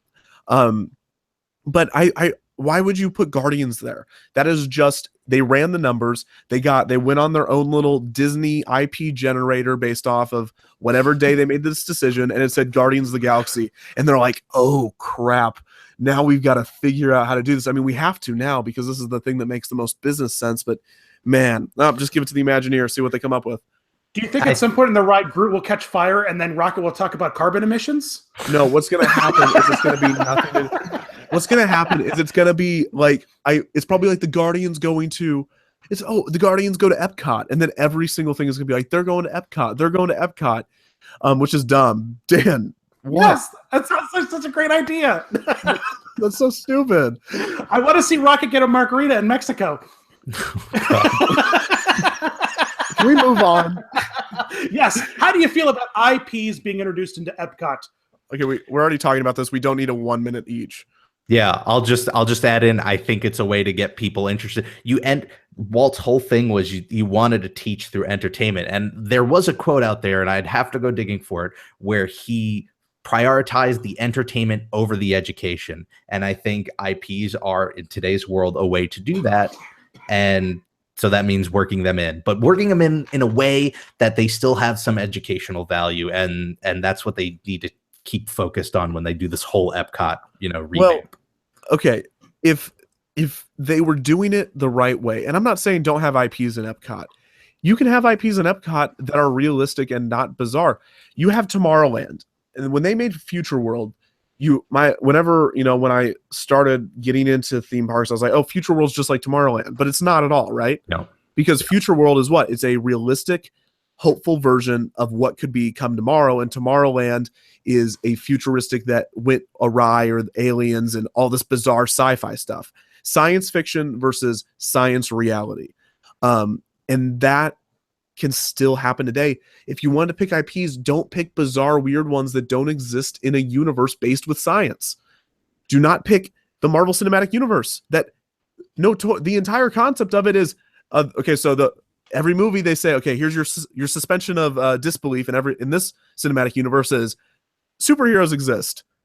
Don't put that in a park about the realistic version of the future. But then what's left?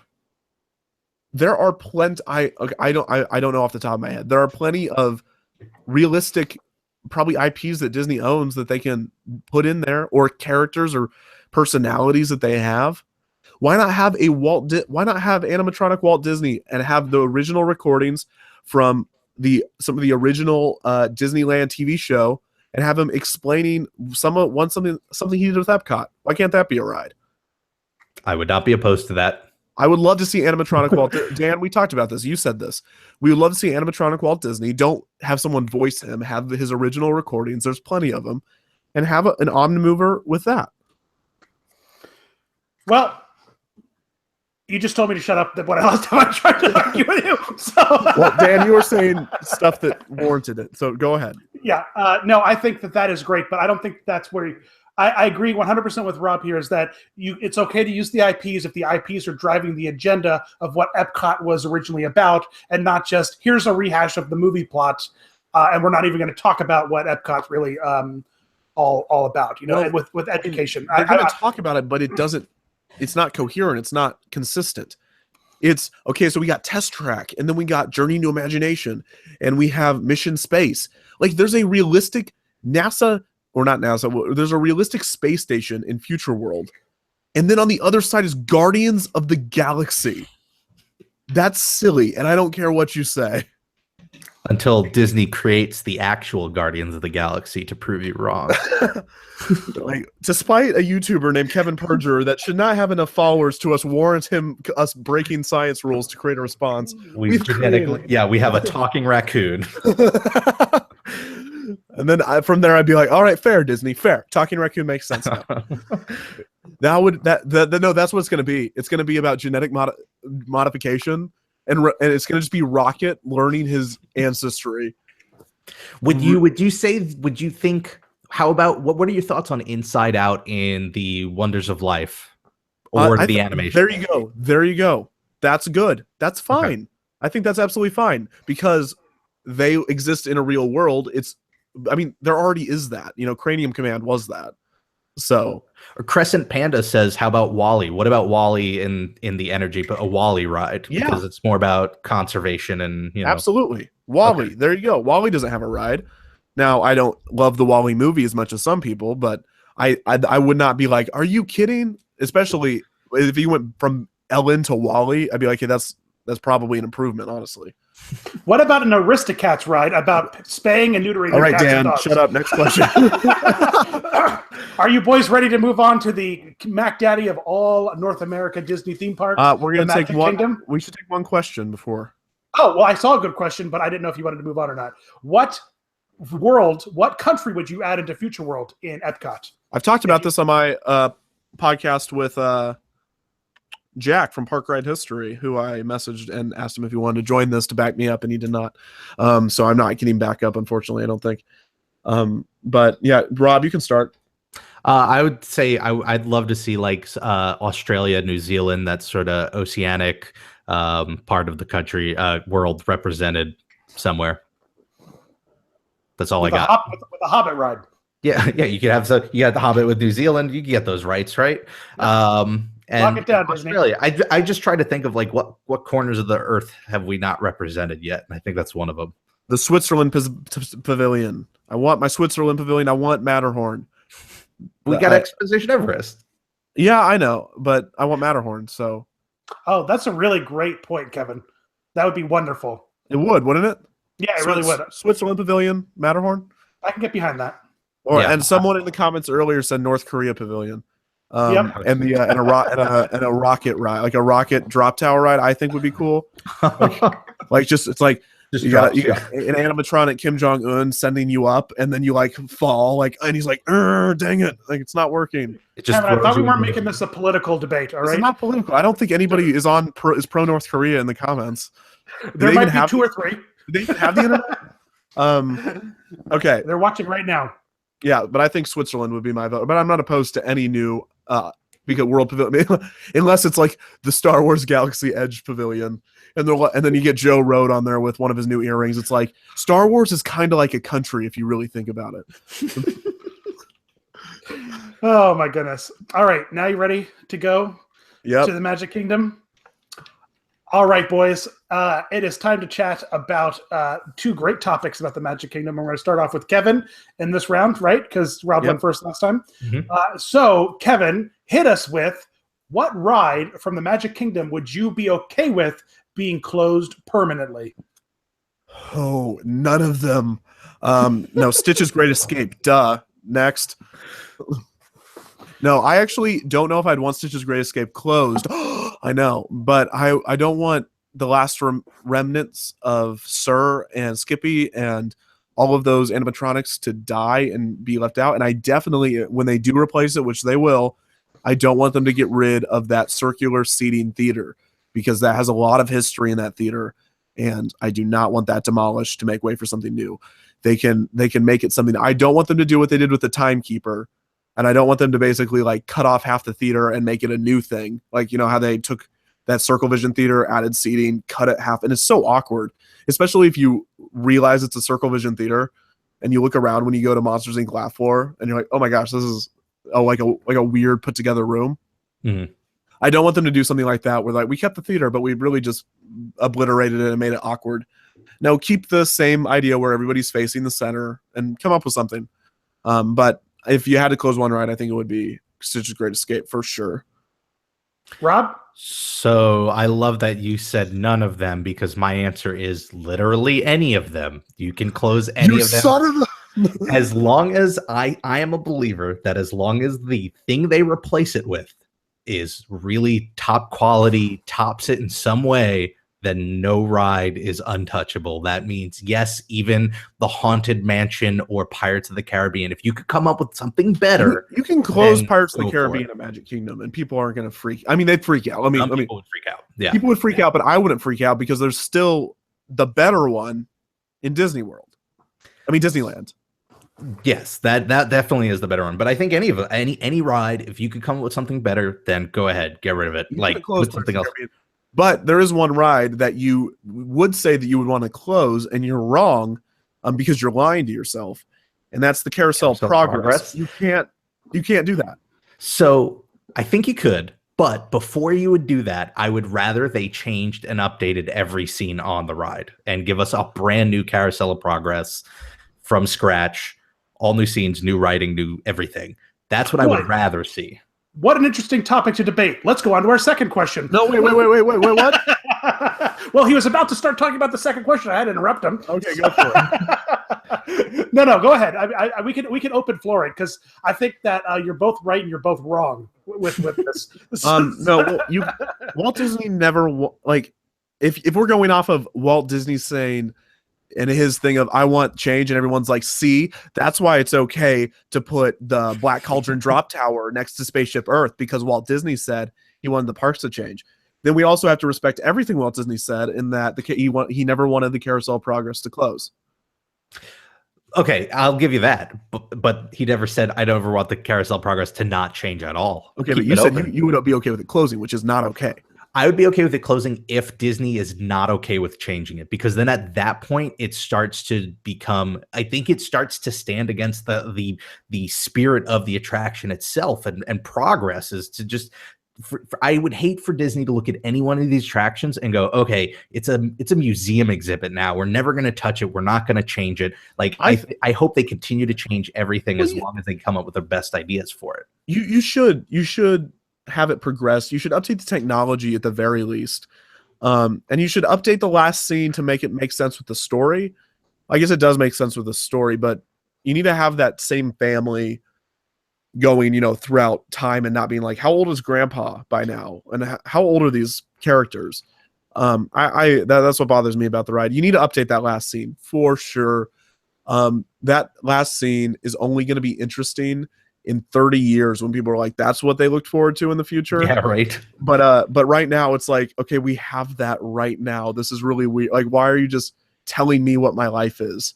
And then slightly better in every respect too. Yeah, it is. Like that game that they play is just horrible looking. That's incredibly accurate, though. I mean, we're all playing Oculus Rift now, and Alexa can turn on her oven and set it to whatever temperature we want. So, I mean, come on, folks. It's the future. But we already fixed the glitch where any number you say can just make the oven go higher. Also, like, what is with this that idea? What is that? That stupid bathroom joke. I hate that bathroom joke. No privacy at all. Yeah, right. That one. The one where he's like, everything is automated now. Oh, Flush. right. Even that, I'm like, oh, boo you. No, but they need to update it. They really do. I agree that it should be updated. It's a carousel progress. It should be updated. I don't know if they need to change every decade or if they can maybe start in the 60s and then go up. There you go. Well, so that was my idea, is start at the end of the 60s with the moon landing, and then do like the 80s, with the growth of home computing, and then the 90s with the growth of the internet, and then something near future. So it's the same spirit of the attraction, but it is updated to sort of resonate with the audiences who are sitting down and riding it. And right now, I agree. This is a really agree fest, but it doesn't resonate whatsoever with audiences now, because you switch decades. You go from the 1900s to the 1920s, right? Yeah, and you're just sitting there like, what changed? Because they have electricity, and then they have slightly better, worse items. Like, it doesn't feel like a big drastic change as it did back then. Like, they're like, oh, I remember that, but we don't remember it, so it's not impactful. So I think they could start in the 60s, use the last scene, move it up, and then work from there. With the advent of human computing, computerized technology, there's a ton of material there. Just the scene in the 90s, that really cheesy scene would be hilarious. The part that comes back and bites me is that in that one video, I said, if they're not willing to do all this, I'd rather just see it closed completely. And that's not what I'd like. I want to see them change it. I just don't want to see this become a dusty old museum exhibit. That seems so sad. I'd almost, in that case, if they say we're not going to do any changes ever again because it's Walt's baby, I'd be like, well, I'd rather you just close it and move it to a museum somewhere, because that's how you're treating it. Okay, well, if you're going to move it to a museum, then that's fine, but don't demolish it. Oh, sure. I mean, if you're gonna create the behind the scenes Imagineering experience, which they already have in a way, I think.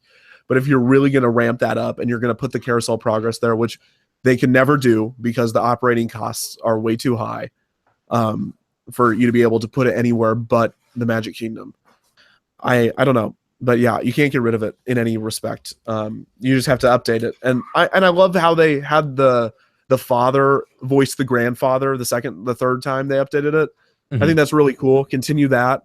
Makes it feel closer to, the original. So, Dan, what do you have?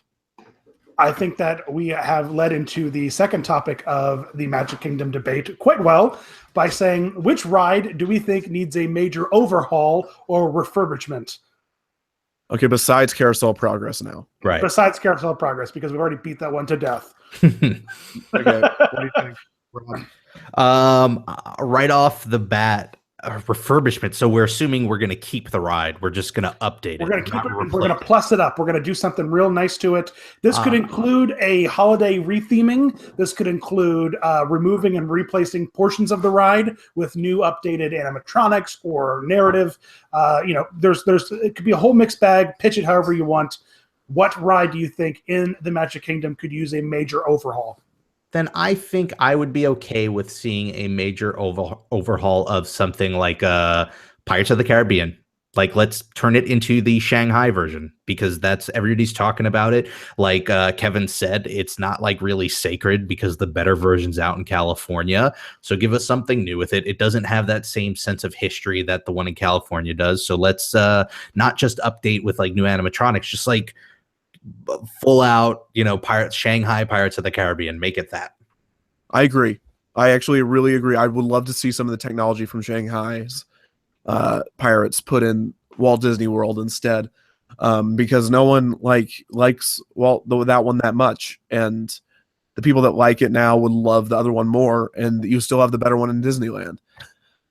You really don't need that that Pirates that version to exist. What else? Tiki Room needs a lot. Needs something. I don't know. Under new management wasn't horrible.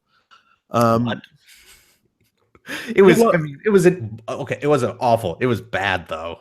I mean, the Tiki Room now is honestly not the best. You can't.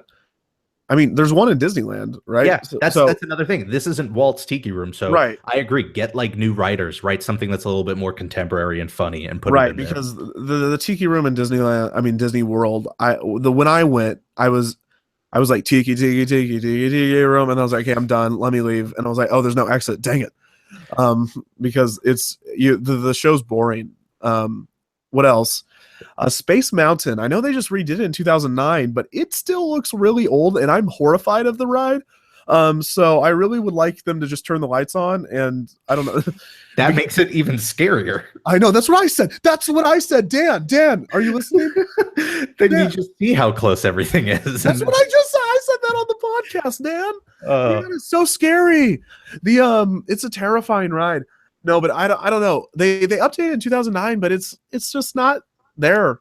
Got it. Keep the building, put something else in the building, because once Tron opens, it's going to look like a dinosaur, and that's going to be a problem. Yeah, I don't know. I think you could just update the roller coaster.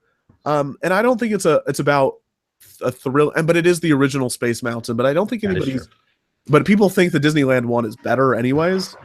Disagree, but I disagree too, because I like the idea of having your own car instead of being next to someone. But I don't know. I think that they could do something. Those old props don't look good. They look really cheesy. It kind of starting to look like Cedar Point's Disaster Transport, especially as the lights start. What are you doing over there, Dan? Turn on your mic, Dan. Nothing. I'm just laughing at the fact that you guys are arguing about, like, I mean, in terms of like all the rides to pick from, things like any of the mountains being gutted or changed, like Splash Mountain or Big Thunder Mountain or Space Mountain, people would just go ballistic. And then you're also going to run into the same problem with like turning Pirates into Shanghai Pirates, because you're going to have to shoehorn all of those effects into the existing track.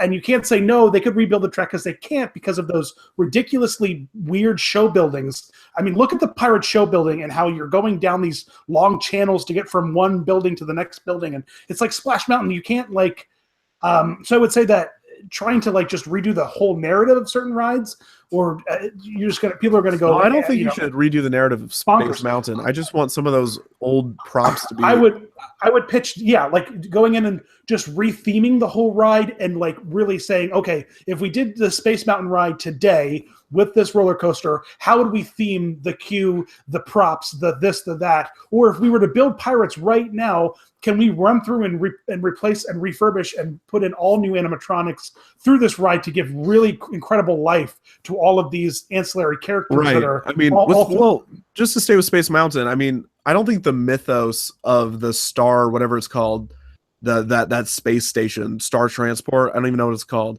No one really cares. Nobody does, yeah. Yeah, because it's really not well done and it never has been, but it's a really cool idea for a ride. And it was Walt's idea, but the technology wasn't there. So, but Space Mountain's everywhere now. So, I don't know. And it's not going anywhere. No, I don't think you should get rid of it, but you should update it. You should update some of the theming again. But what else? Let's get off Space Mountain. What are the rides? Country Bears. Country Bears? No. Don't you dare touch Country Bears. Don't you touch Country Rewrite Bears. it. Get some funny new contemporary writers. Put a new show. You don't think the Keep Country the Bears Bears is funny? I saw it 3 weeks ago and I was like, It is so incredibly inappropriate for what such it a is and where it is that horrible- it's so funny and incredible. I'm astonished that neither of you has said anything about the Jungle Cruise. no, I was just about to bring it up to him. Which needs to be like nuked from the sky and rebuilt. The Jungle Cruise needs a lot of updates. I think it's pretty good. I think it's What? I'd be open to it changing if they had a good idea. Rob for it. loves those culturally insensitive stereotypes about eating people. Okay. Rob loves making fun of those. indigenous people. Forgot about that bit. I was thinking more like the cheesy jokes kind of. This is a good way to do the ride. Whoa. I need a backtrack there. Totally forgot about that part. Yeah, Jungle Cruise could use a really big rewrite, and like really the new animatronics, like new animals, new everything. I mean, and not like I don't need you to put different. Replace the elephants with a different animal. I'm saying, like, give me all new elephant animatronics. Bring some life to it. Have the elephants walk through the water. I mean, if you can do it piss poorly with Benjamin Franklin in Epcot's America Pavilion, you can have a couple other animatronics walk around, particularly animals, for crying out loud. You know what I mean? Go grab Little Red out of the back of that truck in Animal Kingdom and go stick him over in Jungle Cruise and have him, wiggle around somewhere or something like that. Take the redhead from Pirates of the Caribbean, give her a shotgun, and have her be a jungle explorer. How about Groot and Rocket? Don't you shut up. you don't say that. No, Jungle Cruise needs an update. Magic Kingdom, It's a Small World needs an update. It's not good at all. I'm sorry. They need to do what they do with Disneyland and bring in all those Disney IPs into the ride itself. Yeah, agree. Bring a little bit more interesting. But I despise the fact that they don't keep the Disney characters looking all like the It's a Small World characters, like they did with Woody and Buzz. With Woody and Jesse, makes me insanely drives me up the wall. The fact that those characters don't look like the rest of the characters in the ride. But yeah, I like what they did in Disneyland by bringing in all the Disney properties, and they should continue to expand on that. In Moana should be in It's a Small World for sure, What? and Coco should be I put in. guess. They should be littering in. Because it takes Well, someone they're doing that behind the scenes. Like, okay, we got to hit all these cultural bases, which is good for representation, but also it's getting quite obvious when every year there's a new non-tapped into cultural market. Are you saying that it's bad for Disney to give non-white? I just people said that their it wasn't role bad. model? I just said that it was good. I just said that it was good. I think there's enough white princesses. Kevin Burke. Yeah, no, I'm all there for representation and making stories accessible to all cultures, but it does feel as though we're going on the world tour right now of hitting all of our bases, and I'm worried we're done talking about world tours. Epcot was the last segment. Now we're on Magic Kingdom. wasn't even worth it. Have you seen Coco? Because Coco's a treasure. It's probably I'm going to see it. I'm holding off because someone wants to see it with me. Rob, have you seen it? Not yet. I'm going to be seeing it soon, though. Yeah, And if it's bring as tissues. good as everyone says, I want to see it in Mexico in World Showcase. Oh, that would be really great. 3 Caballeros. Yeah, I agree. That's fine. Who cares about the 3 Caballeros? Yeah, that's definitely something. But oh man, Coco is such a wonderful ride. But yeah, I think that there are lots of things that.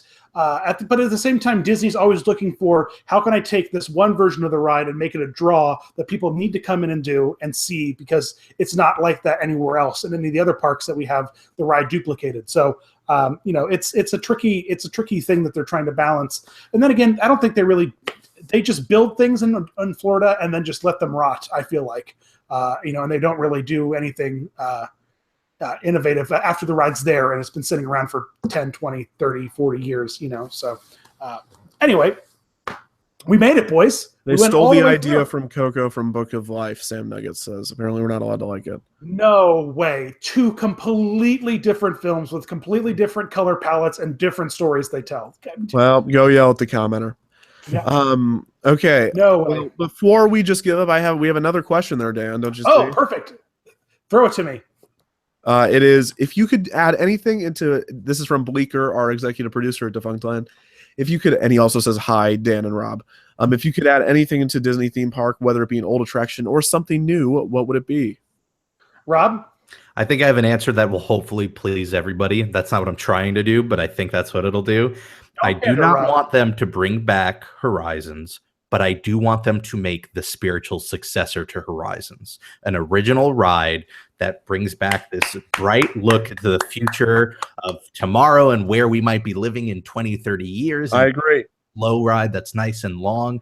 You don't need IPs for it, but make it new. Make sure it's like, make it the sequel to Horizons, not Horizons. That was, yes, Horizons 2 back again, or Right. back in action, or the Horizoning, or on the horizon. Horizons 2 on the horizon. There you go. I love that. If we have to go park by park because there's something for every park. But I don't know, Magic Kingdom, the Tron, I'm like, okay, it's an expansion. I don't know why. I mean, so I can't get mad at it, but why do you keep pushing Tron in the United States? You know your market is overseas. Like it's like, I mean, it's like, because they stopped doing it with Transformers. They're like, okay, United States is going to watch the Transformers movies, but let's do all our marketing in China because they'll eat that up. Why? And that's the same thing with Tron. I don't know why they haven't made a new Tron movie just to market it overseas yet. But I don't know. Horizons 2 Electric Boogaloo. Yeah. Yosa 1 said. I don't know.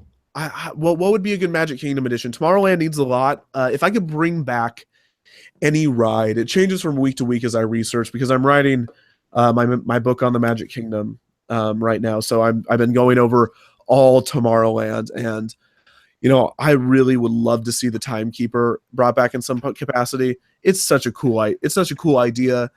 It's the Imagineers were told make a story out of Circle Vision, and they knocked it out of the park. It's fantastic. And Robin Williams, he's a treasure, and his voice performance holds up today. I was cracking up watching the ride through. It's fantastic. So the Timekeeper's great. Alien Encounter, of course, we'd love to see it, just to be able to experience it.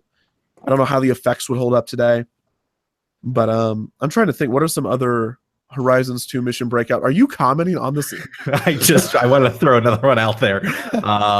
Here's one. I would love to see a Doctor Strange attraction that plays with perspective and gravity and does some sort of Inception stuff to really, you have to be like the most, solid of stomachs to get on this ride, because it's going to really break your sense of you want Disney to kill people, is what you're saying. I want only the strongest to come out of this attraction.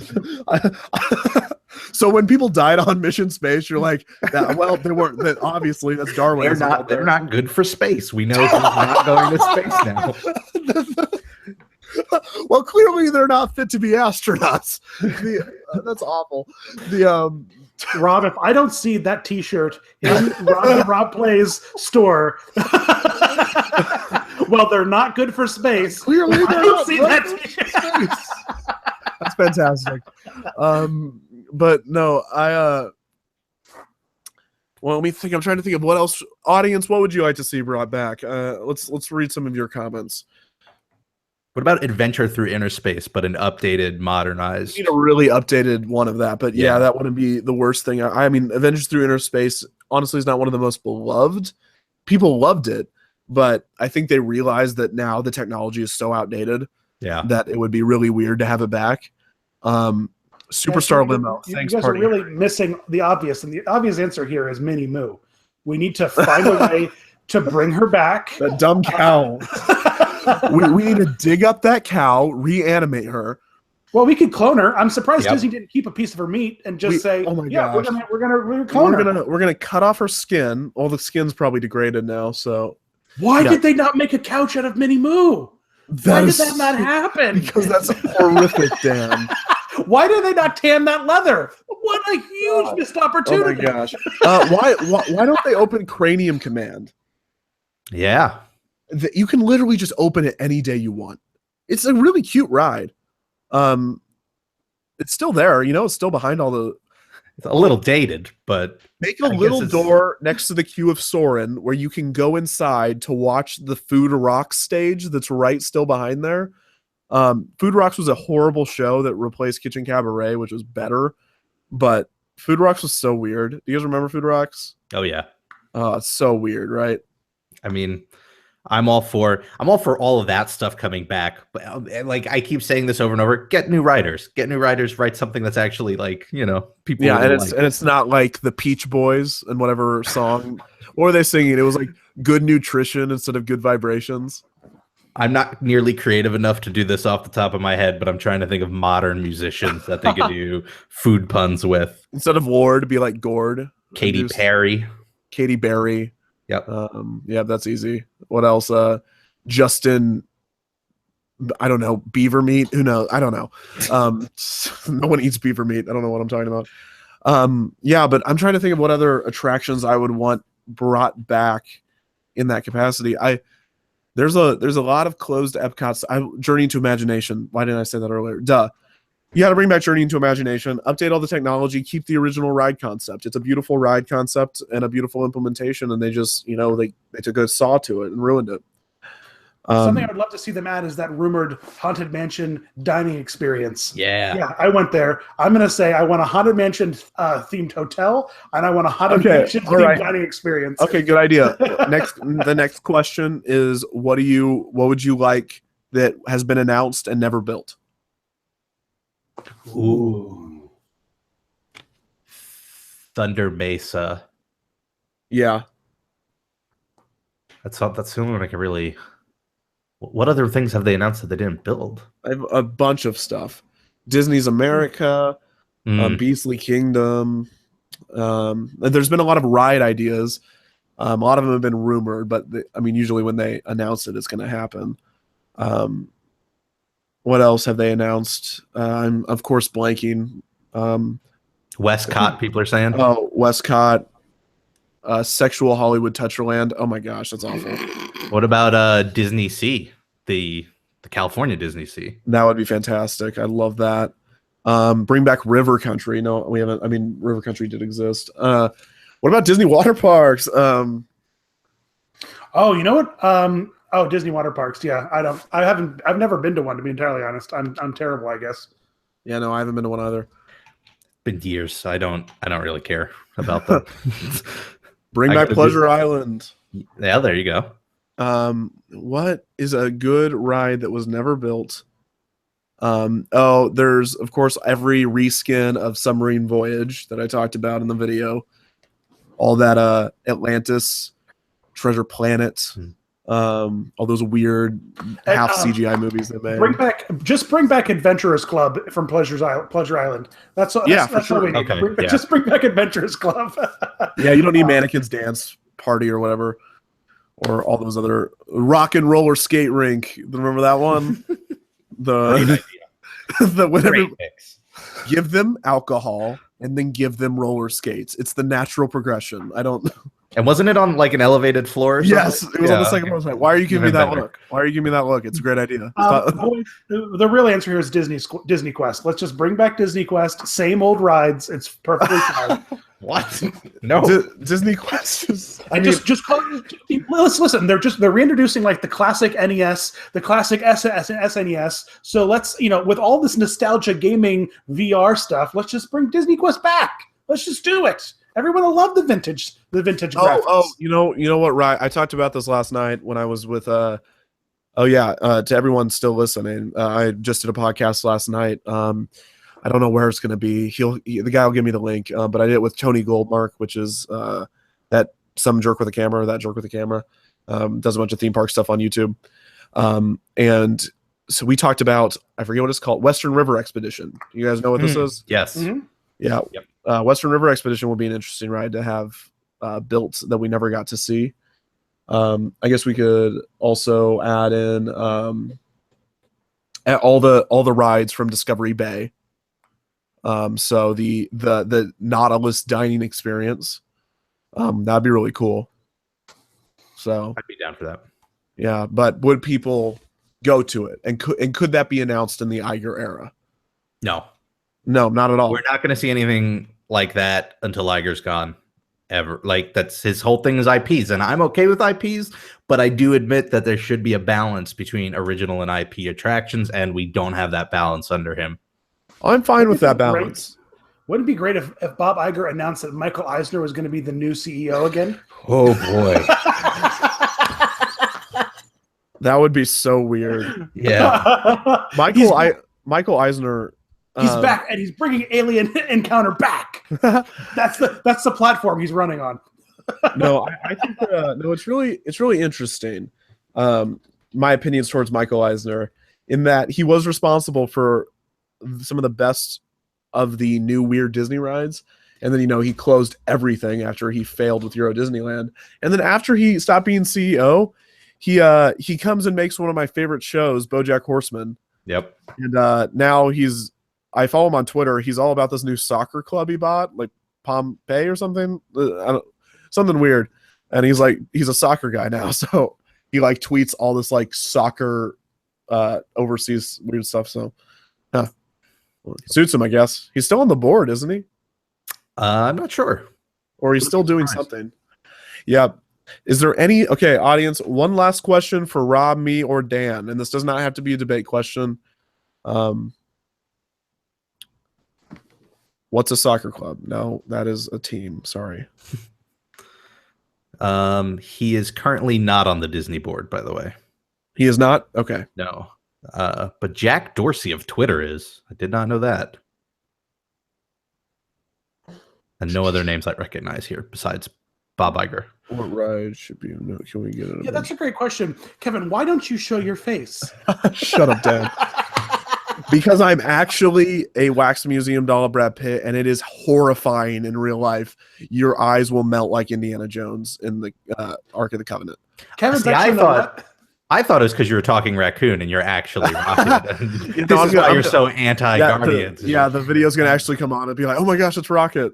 It's Bradley Cooper. It doesn't even sound like Bradley Cooper. Here's one that I like, Universal.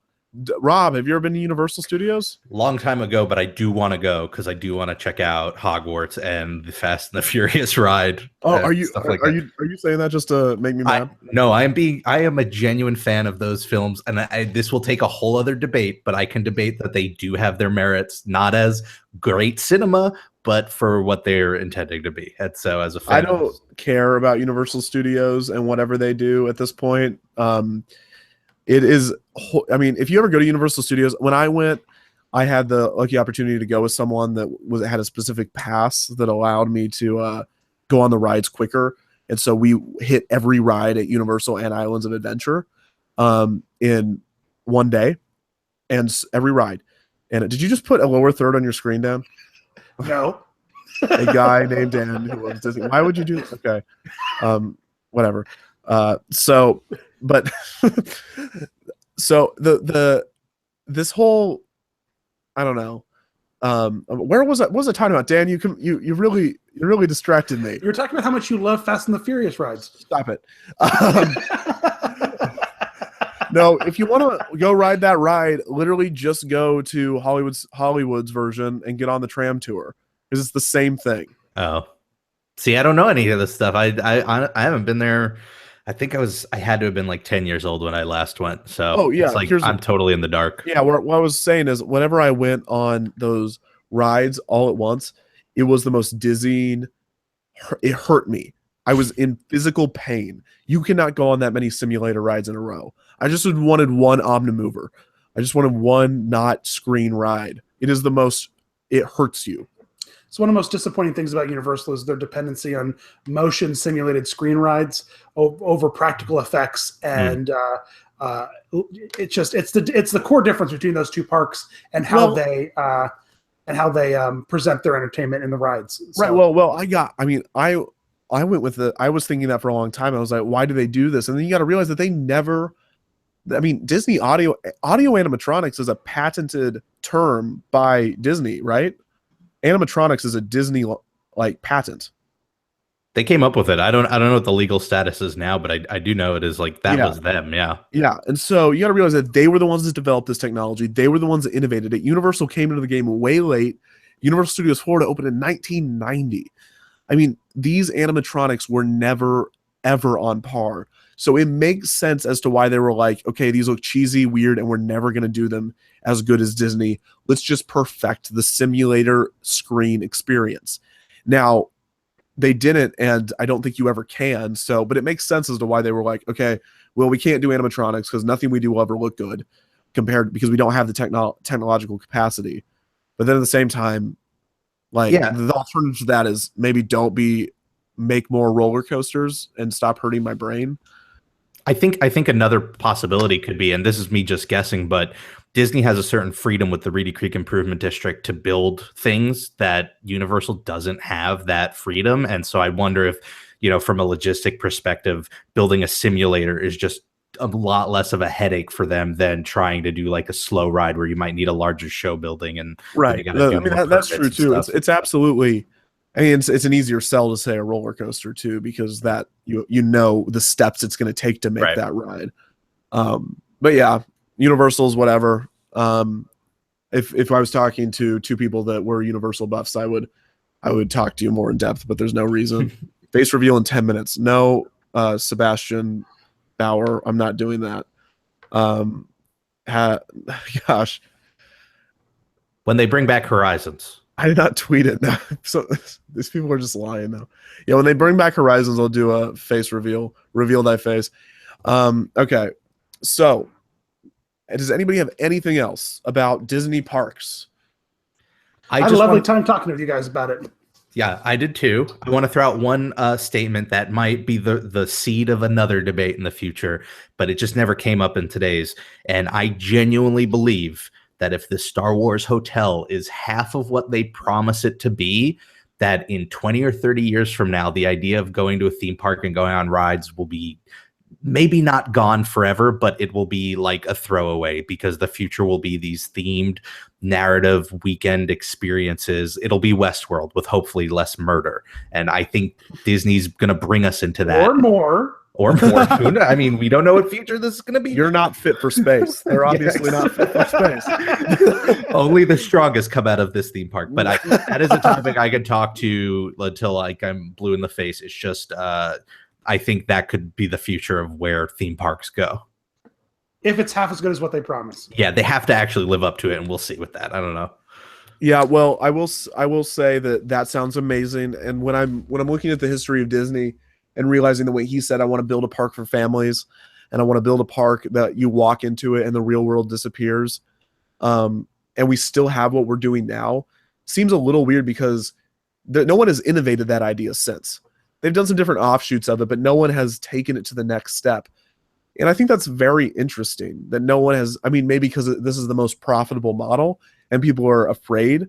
And let's admit it, that if they did do that kind of all-inclusive experience, if you check into the hotel and you are now in this themed world where you had to follow their rules and you had to follow their stories, or you made your own story and they helped you make your story, completely immersive, that's going to be very exclusive and built for a very specific audience that can afford it. Yeah, that's true. Which while I would pay for it because I would love it and I would save up my money. I don't care how many years it would take. I would save up the money. I don't know how many people would, and I feel like the lack of that exclusive vibe might feel a little weird after a while. But also, I don't know. I would love to see that. I completely agree. Now, I have watched your videos, Rob, some of them, most of them. And your claim about escape rooms in Disney? Yeah. No. Do it. Do them in Disney Springs. Disney Springs is the only place you can do that, though. Oh yeah, you can't do it in a park. And I think I speak to it a little bit in that video, but like you don't get the turnaround that people want in a theme park. Right. Disney Springs, with the void and stuff. Springs. I agree. They should have done that instead of Disney Quest. Yes, absolutely. That would have been fantastic. And you were completely right in saying Disney does everything the best. Disney will do it. Yeah, they'll kill it. Literally two. You the strongest. Only the strongest come out of Only the the strongest come out. I'm going to make that T-shirt. Only the strongest come out of mission space. They were clearly not fit to live. Hashtag RIP. Or every single ride where someone has unfortunately passed away. The 3 people on Space Mountain. Oh, that's so bad. I don't want to say anything and dig myself deeper. Because there's a funnier joke that you're not going to say. All right. So, anything else? Dan, what do you have? I've just had a wonderful time talking with you boys. You're great. You produce great content. Everyone loves you. And I'm really glad. I'm happy we're making this nice little YouTube theme park family of content creators. So I really enjoyed going back and forth with you guys. And yeah. Yeah, I agree. We'll have to do it sometime again, maybe not in debate format or some other format. We'll bring some more theme park YouTubers on. We could do this and about just focus on one park at a time, kind of like Kevin and I did going through Magic Kingdom recently, and just debate about everything about that park, or do an episode about each themed area of each park, because you could argue about literally. I could argue with both of you about anything for entertainment purposes, clearly, but also just because it's, there's always points to be made about all kinds of stuff. So. Yeah, you hear that, Rob? Clear your Sunday calendars for the rest of time. Listen, I'm a born and bred New Yorker. I'm always down to argue. Fantastic. And that means you're up late too, right? Yes. We never sleep. Okay, well, I think that is it for the debate, which means I can go to my end screen here if I can get to the. Here we go. Ready? Here's the end screen. We did it. That's the title of the debate. All right. Thank you so much, Disney Dan, for moderating. It's always a pleasure speaking with you. Thank you 1,000 times to Rob Plays for agreeing to do this. It was fantastic. Both of you are treasures, and my fans love your channels, and I hope your fans will subscribe to my channels as well, because I like the way that people watch my videos when I put them out. So please, everyone, thank you so much for watching. This will be put on the Defunctland podcast tomorrow. So if you are on iTunes or Google Play and you want to listen to it again, this will also stay on the YouTube channel. So I guess all that's left to say is thank you so much for watching. Thank you for listening, and thank you for visiting Defunctland. Everyone have a great night. See ya. Bye.